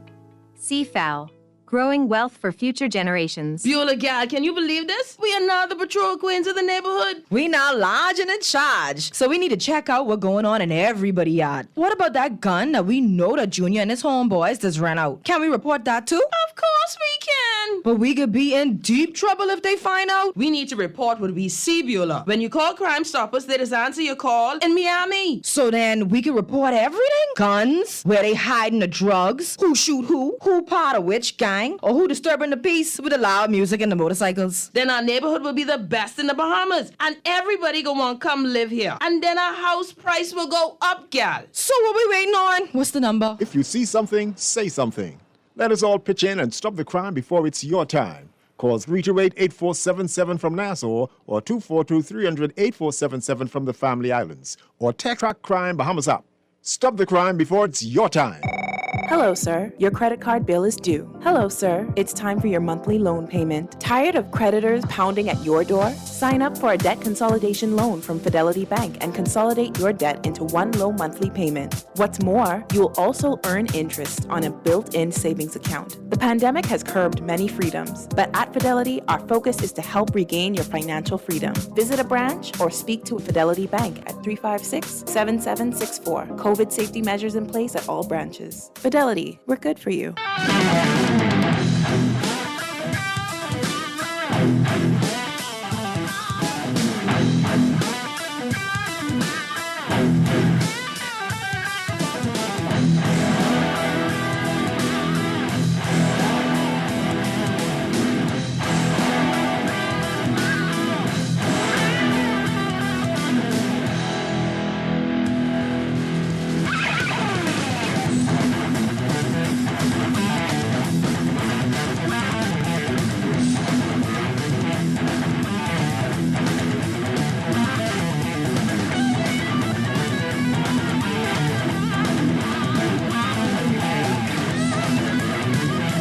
We're back here with Morning Blend Business. Dwight Strachan on with Chester Robards. Chester?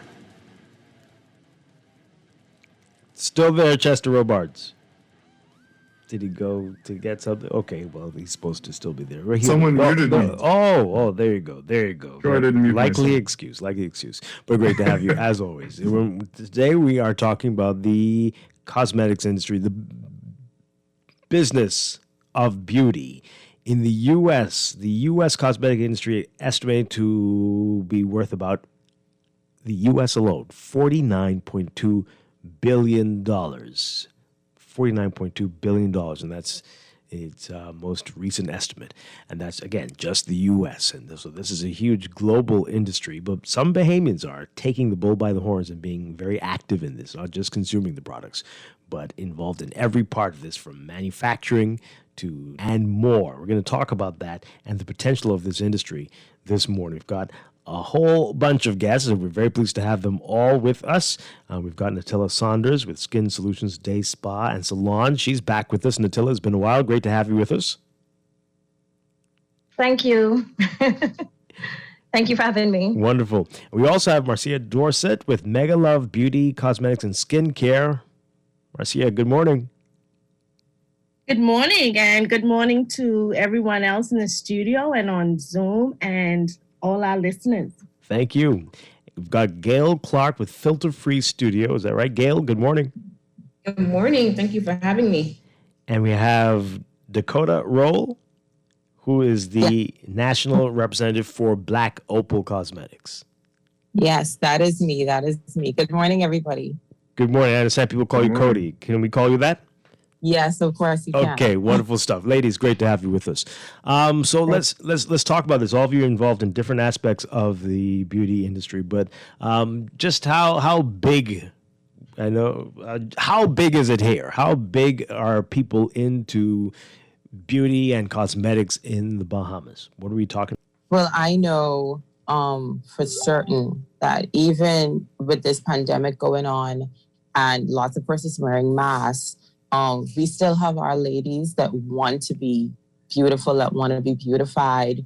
They don't care about the mask. They still want their makeup done. Like it didn't affect, it did have some type of effect on some persons, but for more so, we still have our ladies that Bahamians love to look good. Mm-hmm. So we still have our ladies that come and get their makeup done. And this was a great time too, for women to get their skin in order. I know Natilla is my personal esthetician. That's who I go to get my facials and peels and so forth. So we see a lot of persons now taking care of their skin more because of the mask. Mm-hmm. You know what I mean? And because we have to wear it so often, we're prone to breakouts now. So we have to invest more now in our skin. And it affected us, but at the same time, we're still making it. It's still a huge industry here.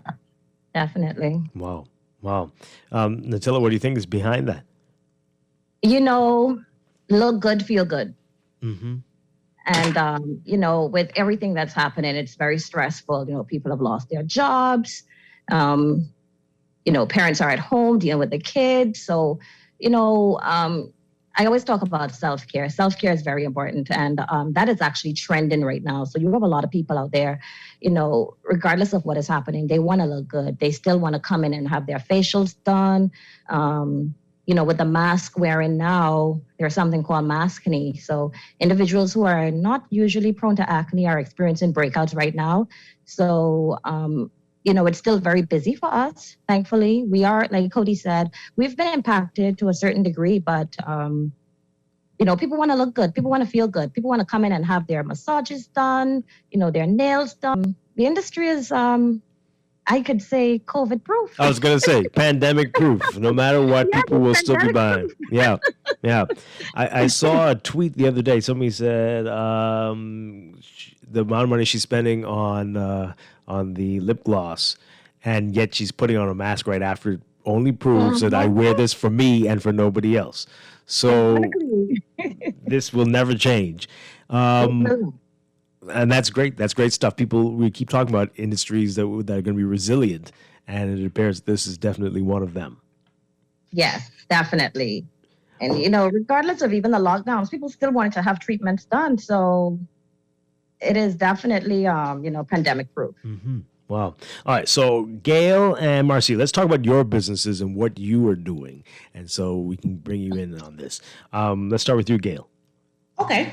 Yeah. So I am Gail Clark. I am a makeup artist for the last 10 years now. And I'm also a beauty educator for the last 5 years. I really focus on developing and training makeup artists. That's a passion of mine. One of the reasons why is because when I came to the industry 10 years ago, there wasn't a whole lot of that. People tend to keep things kind of close to their chest. So I promised that when I got a chance and when I was able to add value, that I would do that by just basically pouring into other people and helping them to really develop their business, develop their skills. And so that's pretty much what I do. Mm-hmm. Wow. What's the reaction like? How many people are taking up on this and willing to learn? People have been investing more. I think information is really big right now. A lot of people are investing in themselves and wanting to be better and to kind of push themselves to the limits of what they can do. So the response has been really good. People are really into learning and bettering themselves right now. And it's good for the industry as a whole. The better we all are, the stronger the industry is. So yeah, it's been pretty good. Oh, wonderful stuff. Now, Marcia, you've got an interesting story. Tell us about this, and you've got your own line of products. Is that right? Yes, I do. My line is called Mega Love Beauty. It's a vegan skincare line, and I'm currently rebranding my makeup. But I am Bahamian, but it's actually an Australian registered business because I am Australian by naturalization. And it's crazy. It's because of living in Australia and, of course, being ethnic and being a minority, I could just not go in any store and pick up something for my skin. So along with being a nutritionist, I always knew that beauty and diet goes hand in hand. So I would be curious as to ingredients and testing and trialing products. And it's crazy because I've always watched my mom have a skincare routine from I was like 8. From 8, I had a skincare routine. So that just fueled the fire for my obsession with beauty. So because of all my research, all my trial and error, I said, hey, let me just research and really see how far I could go with it. So my line, Mega Love Beauty, has over 8 years of research because what I wanted to do, I wanted to find a chemist that could leverage cutting-edge skincare to suit any skin type. Now, I'm finding and going off the back of Dakota and Natila, COVID hasn't really stopped the business. Like, I'm finding more and more because people, yes, they are wearing the mask, but I find it more and more people actually have more time to follow a skincare routine. So people are more interested in skin and especially those who don't want to wear makeup as much because it's coming off with the mask. I said, okay, if I could pop my eyes, let me focus on a good skincare routine. Wow. So I'm finding it all interesting, and I'm finding that the products, because predominantly my products suited on the Australian climate where it can be hot and dry, but I'm finding it now and as more Bahamian women use them, that yes, it can suit any kind of climate. Mm-hmm. Well, this is very, very exciting stuff there. All right. Chester. Mm-hmm. I got to ask, how important to you guys is social media? I feel like, makeup artists and everyone seeking influencers to get their product out there. Is that the same locally? Are people looking for local influencers and just influencers in general and using social media to get their products out there in the Bahamas? Oh, extremely important. It's very important. That's the basis of most of our business. Well, I can speak for myself, but I know for makeup artists and estheticians and persons that deal with skincare, it's by word of mouth and it's by media, what they see, what they follow, what we post. It's very important that we do that and we keep that up because a lot of persons are on their phone, throughout the day, daily.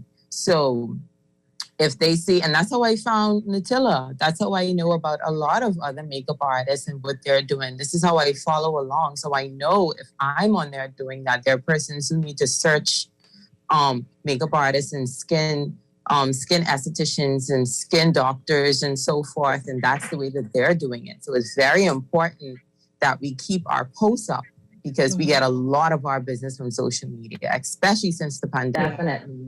I could say the same. People are more, because people are home, they want to take time to self-care. People have because of the pandemic, most people have a new lease on life, so to speak. So they want to take care of themselves. They want to invest more in themselves, so a lot of people who probably would put skincare on the back burner, they are now embracing, taking care of their skin, loving themselves now. So, it's been really good for us, to be honest. Yes. All right, so we're going to come back to some of the trends that you're seeing in terms of cosmetics and skincare in a bit. But let's talk about the business side of things. Is there room for more Bahamians to, like Marcia did, to open, to start a skincare line or to start your own companies with training and makeup and skincare? What are we seeing here? Is the market able to support this? Give us your views on that. Absolutely. The market is definitely able to support. I think a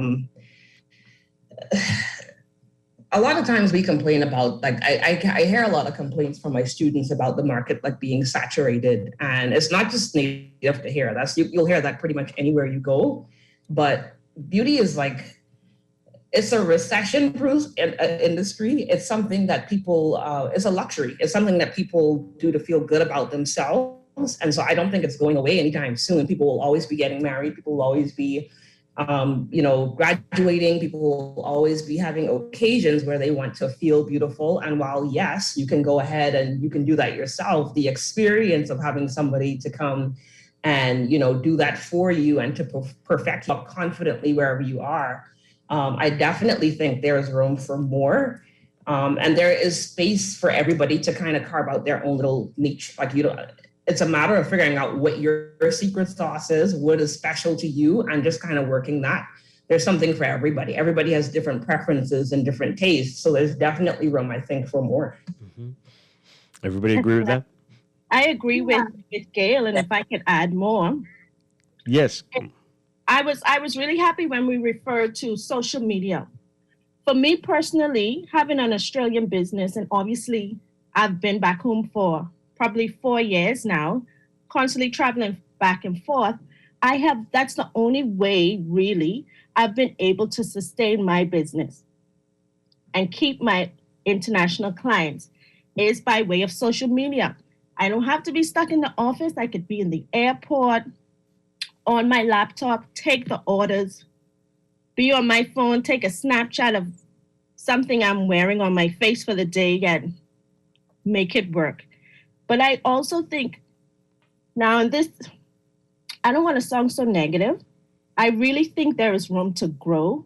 However, I think for me being overseas, the journey has been a bit easier for me because, for instance, I could find a manufacturer in Australia. So that's one thing I don't have to rely on is finding someone outside of the country. So then my margin costs can be bearable. Second of all, it was really something like a business license. I could apply online and pay $86 for 3 years. I tried to make it, and I don't know if it was just me, but I didn't find it as easy and readily available as I did in Australia. Because the process just all was in the same country, from chemists, manufacturing, shipping. I didn't have to pay, and I don't have to pay these exorbitant VAT fees, shipping fees. Once I pay for shipping, that's it. I don't have to pay anything extra. So I wish we could find a way to make entrepreneurship a little bit easier to, have like-minded individuals, want to pursue any kind of career and not feel that it will be too overwhelming. Oh my! I'm hearing a lot of murmuring in the gallery. Okay, similar experiences. I'm hearing. What are you all saying?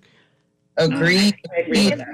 I agree with that. Oh, I just boy. got my business license, and just the process of that alone, that should really. I mean, it's gotten better because some of the things are online, but just kind of like the back and forth, having to call a million people to get 10 different answers to one simple question, like it is a little bit daunting, you know? Yeah. So very time. Yeah. Yeah. So, in the meantime, we just have to do what we have to do, and we probably just have to make some suggestions. Hopefully they'll listen to us, but it is a bit difficult at times to do business here, and it's very expensive. So we just hope that one day, things will get better for us, and we could operate business with less stress, because it's already stressful running a business, So the additional stress is it could definitely take a toll on. They'll actually give up in the middle of the process. So that's another topic for another day, I guess. I agree. Now, in some other sectors, some other industries, there seems to be, how do you put this? Not necessarily a bias, but belief that Bahamians are not as going to be as good as maybe some others. Are you seeing that? Is this a different type of business? That are you immune to that, basically? Do you have the confidence of the public, or do you get that as well? The foreign is better. We are not immune to that at all. Not at all. No, we are not immune to that. Once or twice you may hear certain remarks, but for the most part, I can speak for myself. When people come here to Skin Solutions, we also have our own branded line, Skin Solutions line, and they don't stay on the shelf at all. Yeah. We're always busy. We're always, especially in the facial area, we're always doing, the work, taking care of people's skin, and we're not met with that kind of rejection, to be honest. So I don't experience that at all. Okay. So I guess it depends on the individual as well, because the way how you present yourself as a professional, that is key. So if you can't speak confidently about your product, people will not believe in you. So it's important to be well versed in whatever you do in your industry, and once you exude that confidence, people will so to speak, buy into it. Not that we're being gimmicky or anything like that, but people feed off your energy. Yeah. So if you don't come across as a professional and taking command of a situation, that takes with that confidence. Yeah, I agree with that. Yeah. Go ahead. You go. Oh, and I was going to say that. So from an education standpoint, that's one of my goals too. Whenever I have a class or do a learning experience, the goal is to make it world class. And it's not even so much that people will come out and say, I think foreign is better. It's almost it's a built-in thing. It's almost a cultural thing that if somebody is doing something overseas, or if they come from a way that the quality is going to somehow be better. So I think the onus is on us to kind of debunk that a bit, because I think we are super talented. There's so much talent in the Bahamas and across the Caribbean as a whole that I think sometimes we overlook, because it's almost like it's not even a conscious thought sometimes that people are aware of. So I think it's just on us to to Natilla's point, to really show up confidently and to really buy into what we're doing, because we are definitely as talented, if not more, in a lot of cases, as our counterparts. Absolutely, and I can say for at least the brand that I represent, which is Black Opal. Black Opal is an international cosmetics line. Right. So this isn't just something that just came, out of nowhere. This has been around for years, long time. Like your mommy used it, your mommy's mommy used it, and it's been around. So it's a product. It's a product that speaks for itself, and it's a product that provides the quality that you want for a price that you would love. So with saying that, like, people already know Black Opal. So it doesn't have anything to do about, if this from foreign or this from here. When they go in, they already know the product. It's more so, and I don't know if it's because it came from the U.S. or from an international country why people trust it so much. But I wish we would give the same support to other persons who are just starting out with their own Bahamian lines and so forth like that. Like, trust me, I know Black Opal is a wonderful product because I use it. I also do makeup. I also have my own makeup business on the side, and I used that way before I got this position as brand manager. So I wouldn't endorse something that I didn't believe in. But I realized that persons do think of the U.S., I mean, for lack of a better word, better than our own countries, what we can give. And I believe, just like what Gail said, we have so much talent here. We have persons that make their own body creams. We have persons that make their own bronzers. We have persons that have their own makeup lines, lip glosses, and they're really, really good. But because it's here, like I feel like we just need to support our own more. Mm-hmm. That's it. Yes, and you ladies are 100% correct in what you're saying. And also, this stems from such a huge cultural perception. Remember, growing up, I don't know for the rest of you, but growing up, because not everything was easily accessible, we had to go foreign to go and buy certain things. We only find certain things in America. So we've been trained to believe that overseas it's better. I don't know if it's our fault or whatever it is, but I get a mixture of reviews.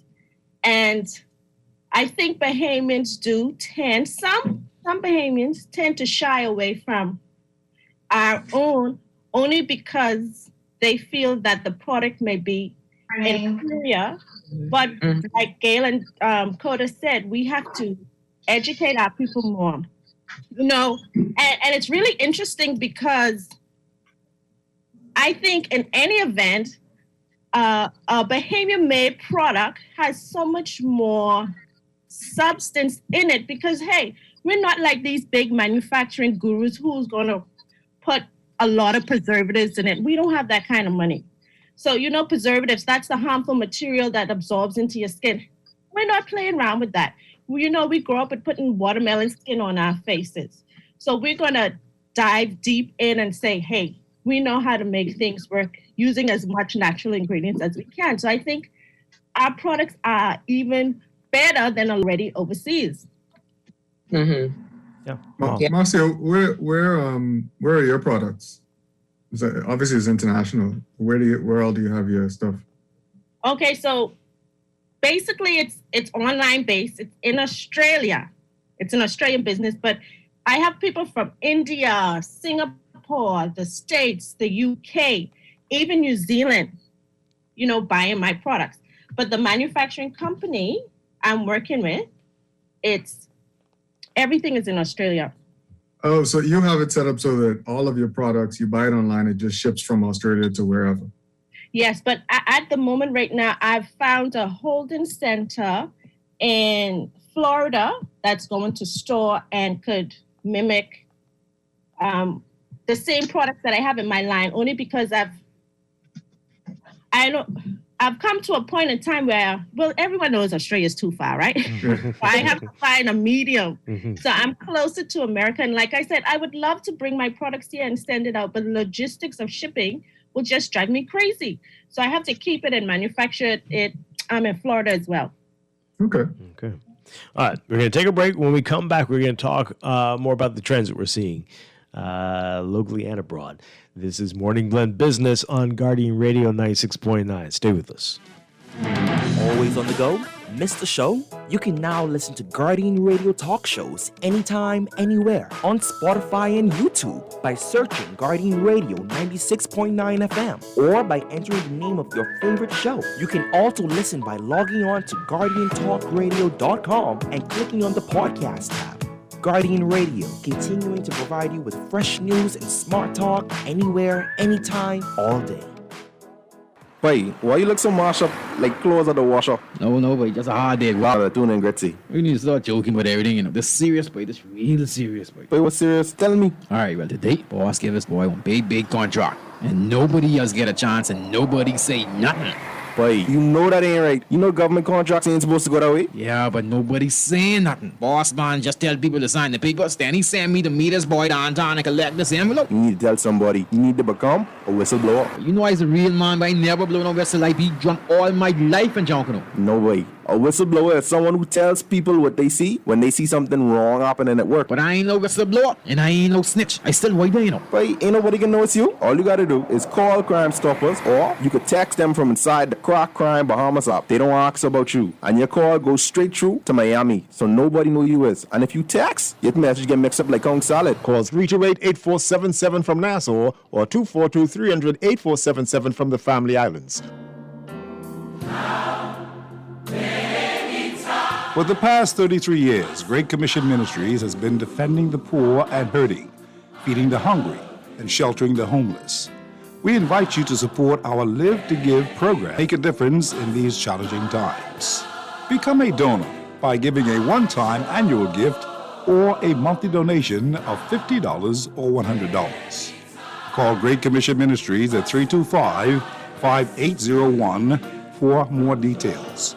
Or visit our headquarters at 237 Wolf Road. Join Live to Give today. This public service announcement is proudly sponsored by this radio station.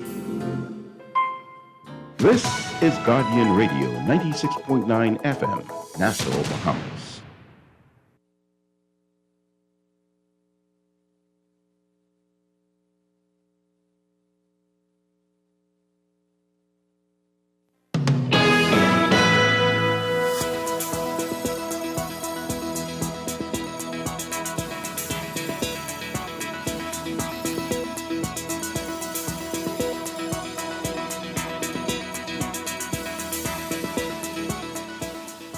We've got your final look at weather for this morning. We've got a robust high-pressure ridge that will support brisk winds across the islands as it begins to shift eastwards ahead of an approaching cold front through tonight. Beachgoers should be exercising caution due to the risk of hazardous rip currents along eastern shorelines. For all areas today, forecast calls for variably cloudy, very warm, and breezy conditions with a few light passing showers through tonight. Small craft cautions in effect for the northwest Bahamas, small craft advisory for the central and southeastern islands. Another hot day in store today, highs getting up to 88 Fahrenheit, 31 Celsius. Overnight lows tonight getting down to a warm 72 Fahrenheit, 22 Celsius. But changes are coming. The cold front the coast of Florida early tomorrow and will move across the northwest Bahamas through Friday with cooler temperatures and brisk winds for your holiday weekend. So for tomorrow, Thursday, partly cloudy and hot at first with scattered showers and isolated thunderstorms, especially near the front as it moves through the northwest Bahamas. Partly sunny, warm and breezy in the central and southeast Bahamas with isolated showers.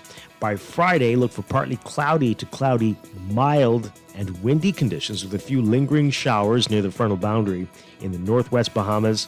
Cloudy, warm, and humid with scattered showers in the central and southeast Bahamas. We're expecting highs to not be in the 80s over the weekend, but in the mid to upper 70s and lows in the mid to upper 60s at night before warming up again come next week, Tuesday.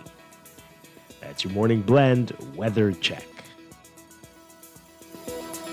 This is Guardian Radio, your station for up-to-the-minute news, intelligent, interactive, and engaging conversation. 96.9 FM.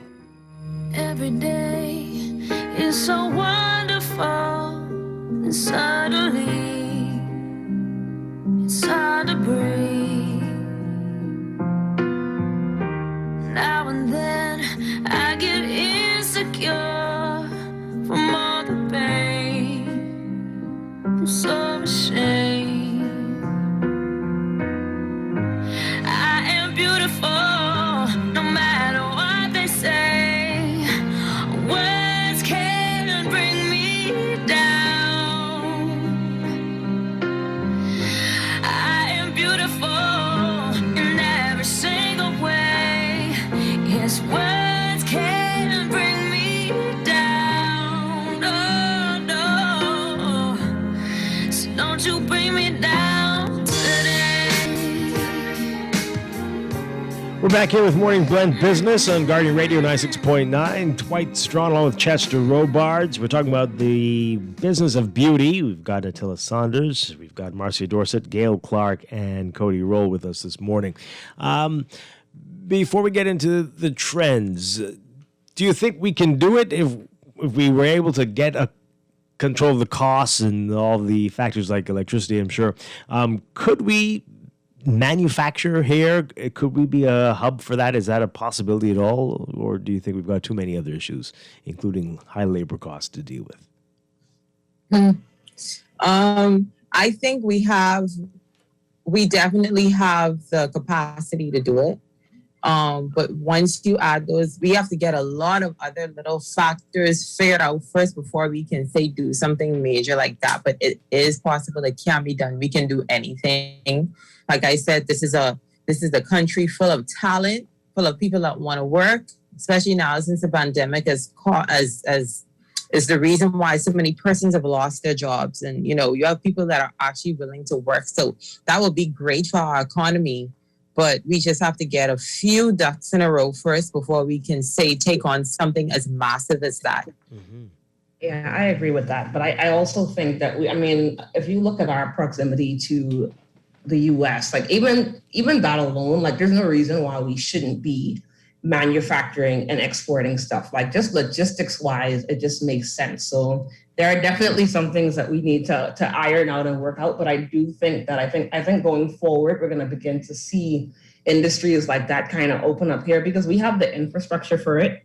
And Marcia, could you see that at all happening? What would it take for you to have most of your products made here? I say it's very, very possible to start it here. Everything starts with a dream and everything you have to work for. So to a certain point, it doesn't matter where you are. If you want something to work, you can make it work. I think as we become more and more educated in the beauty industry and become more and more educated with manufacturers and obtaining, suitable packaging to put our products in, I think we will do very well. I definitely think we have the climate for it. And yeah, I think we could really find a way to measure our costs and logistics. And I think we will thrive. Because guess what? I think when it comes to perception and looking great, we as Bahamians, we know what it takes because we live it every day. Yeah. All right. Well, we'll see. We're hoping. It sounds like this has got a lot of potential. All right. So let's talk about some of the other things you're noticing in terms of trends and where you see the beauty industry going in the next year, 5 years, 10 years down the line. What are we seeing?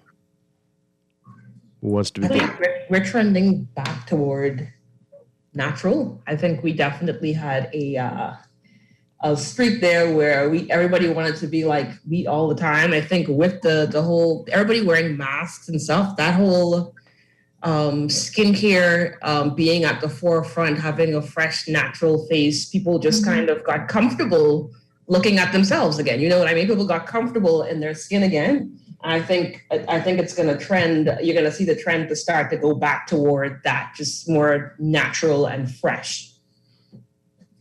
Yes, and I definitely feel that, especially people of color, we are realizing the importance of wearing sunscreen. Mm-hmm. Yeah. Caucasian skin and being in Australia and the harsh climate, I found myself, I used to have to wear sunscreen all the time, and that's with my melanin skin. So imagine the beautiful Caucasian ladies needing that sunscreen. So I ensured, I promoted the education of sunscreen for, melanin, beautiful people to constantly wear sunscreen because, these radicals affect and break down our skincare as well. So we're wearing more and more sunscreen, protecting our skin.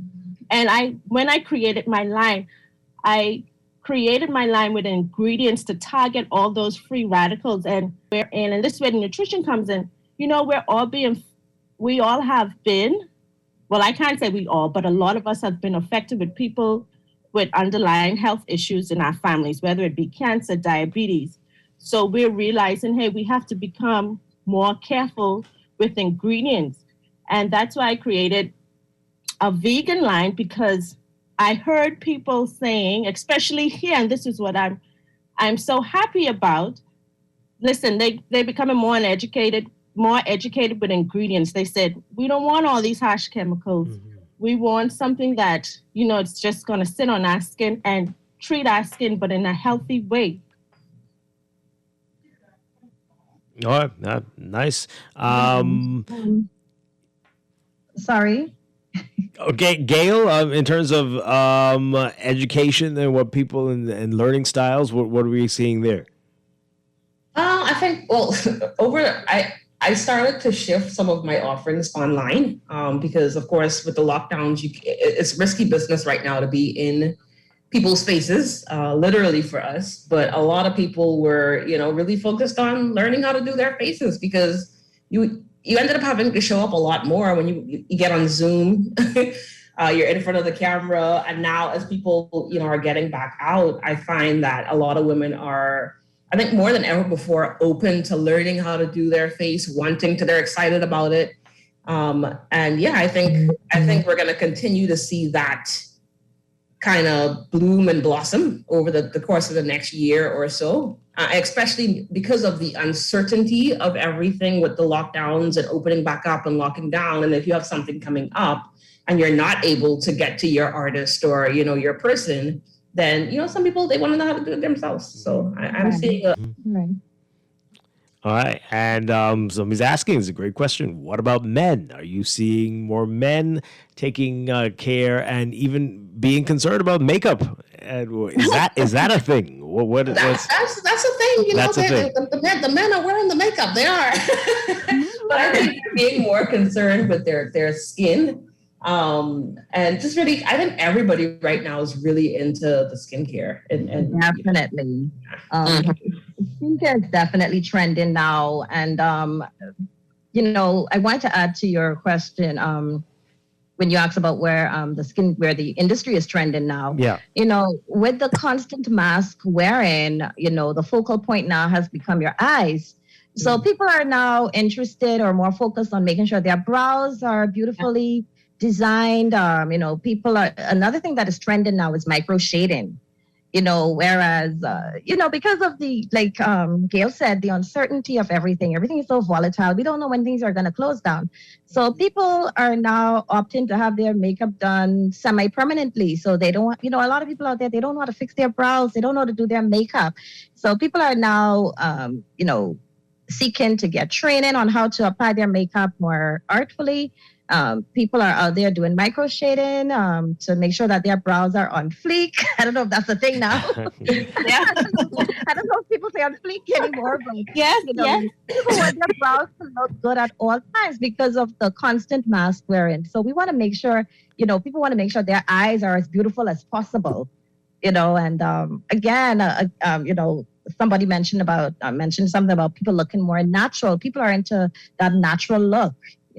So people are more focusing on skincare. And yes, at Skin Solutions, there has been an increase in men taking care of their skin. Men want to, me all the time, they want to seek advice on how to make their skin look good and healthy. So, we are now breaking that gender, that barrier, whereas skincare was only catered, directed to women, but men are now getting into it and taking care of their skin. So the industry, in my opinion, is just going to soar because there's so much information out there and people are more aware of what products are out there. So definitely we'll see an upward trend in terms of the beauty industry. All right. You said, what is it? Micro shading? Micro shading, yeah. And that's semi-permanent? It's a semi-permanent procedure for the eyebrows. So once you've done, it's a 2-part process. So once you've done the 2-part, it lasts up to 3 years. So all you have to do is just basically wax the brows to make them pop, for lack of a better word. Mm-hmm. And okay. And are people doing this tattoo as makeup tattoos? How does that work? It's almost like a tattoo, but it's not as deep as the tattoo. Mm-hmm.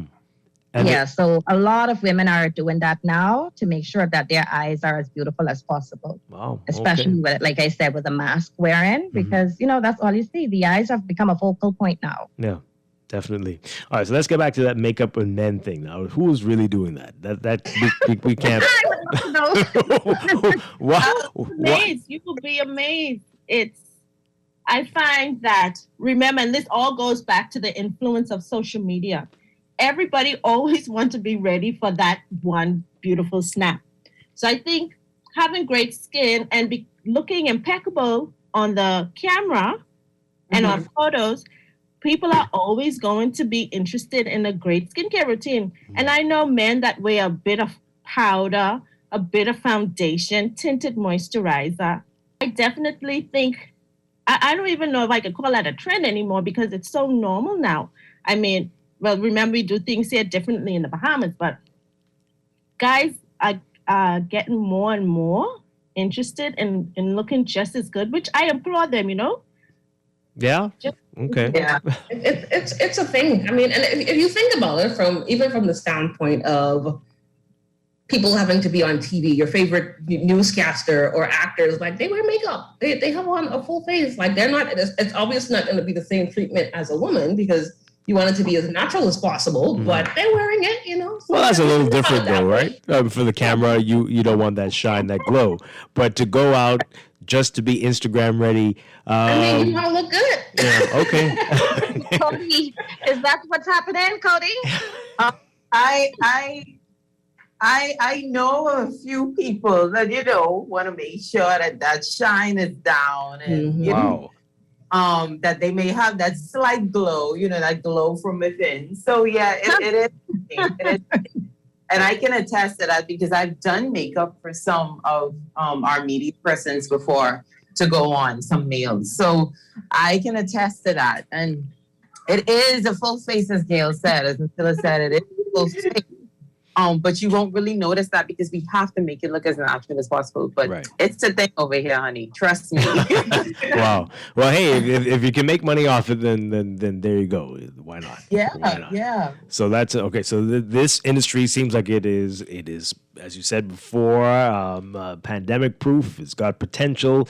Growth is there, and we need to be thinking about doing more of it locally, more of the manufacturing locally. Especially. Yeah. So this is some good stuff. Encouraging to hear this. Natilla Saunders, Marcel Clark, and Dakota Cody Roll. Thank you all so much for talking with us this morning. It's a great conversation and wishing you all the best. Hopefully we'll talk again soon, get an update on how all of you are doing. Thank you very much for sharing your insights with us this morning. Thank you. Thank you very much. All right. Thank you. Bye. Thank you. Chester, that's it for us today. Thank you very much. Yes, sir. It was a pleasure. I'll be back tomorrow morning with more Morning Blend business right here at 9 o'clock after Morning Blend on Guardian Radio 96.9. Dwight Strachan, have a great day. On the clock with Aaron Green coming up next.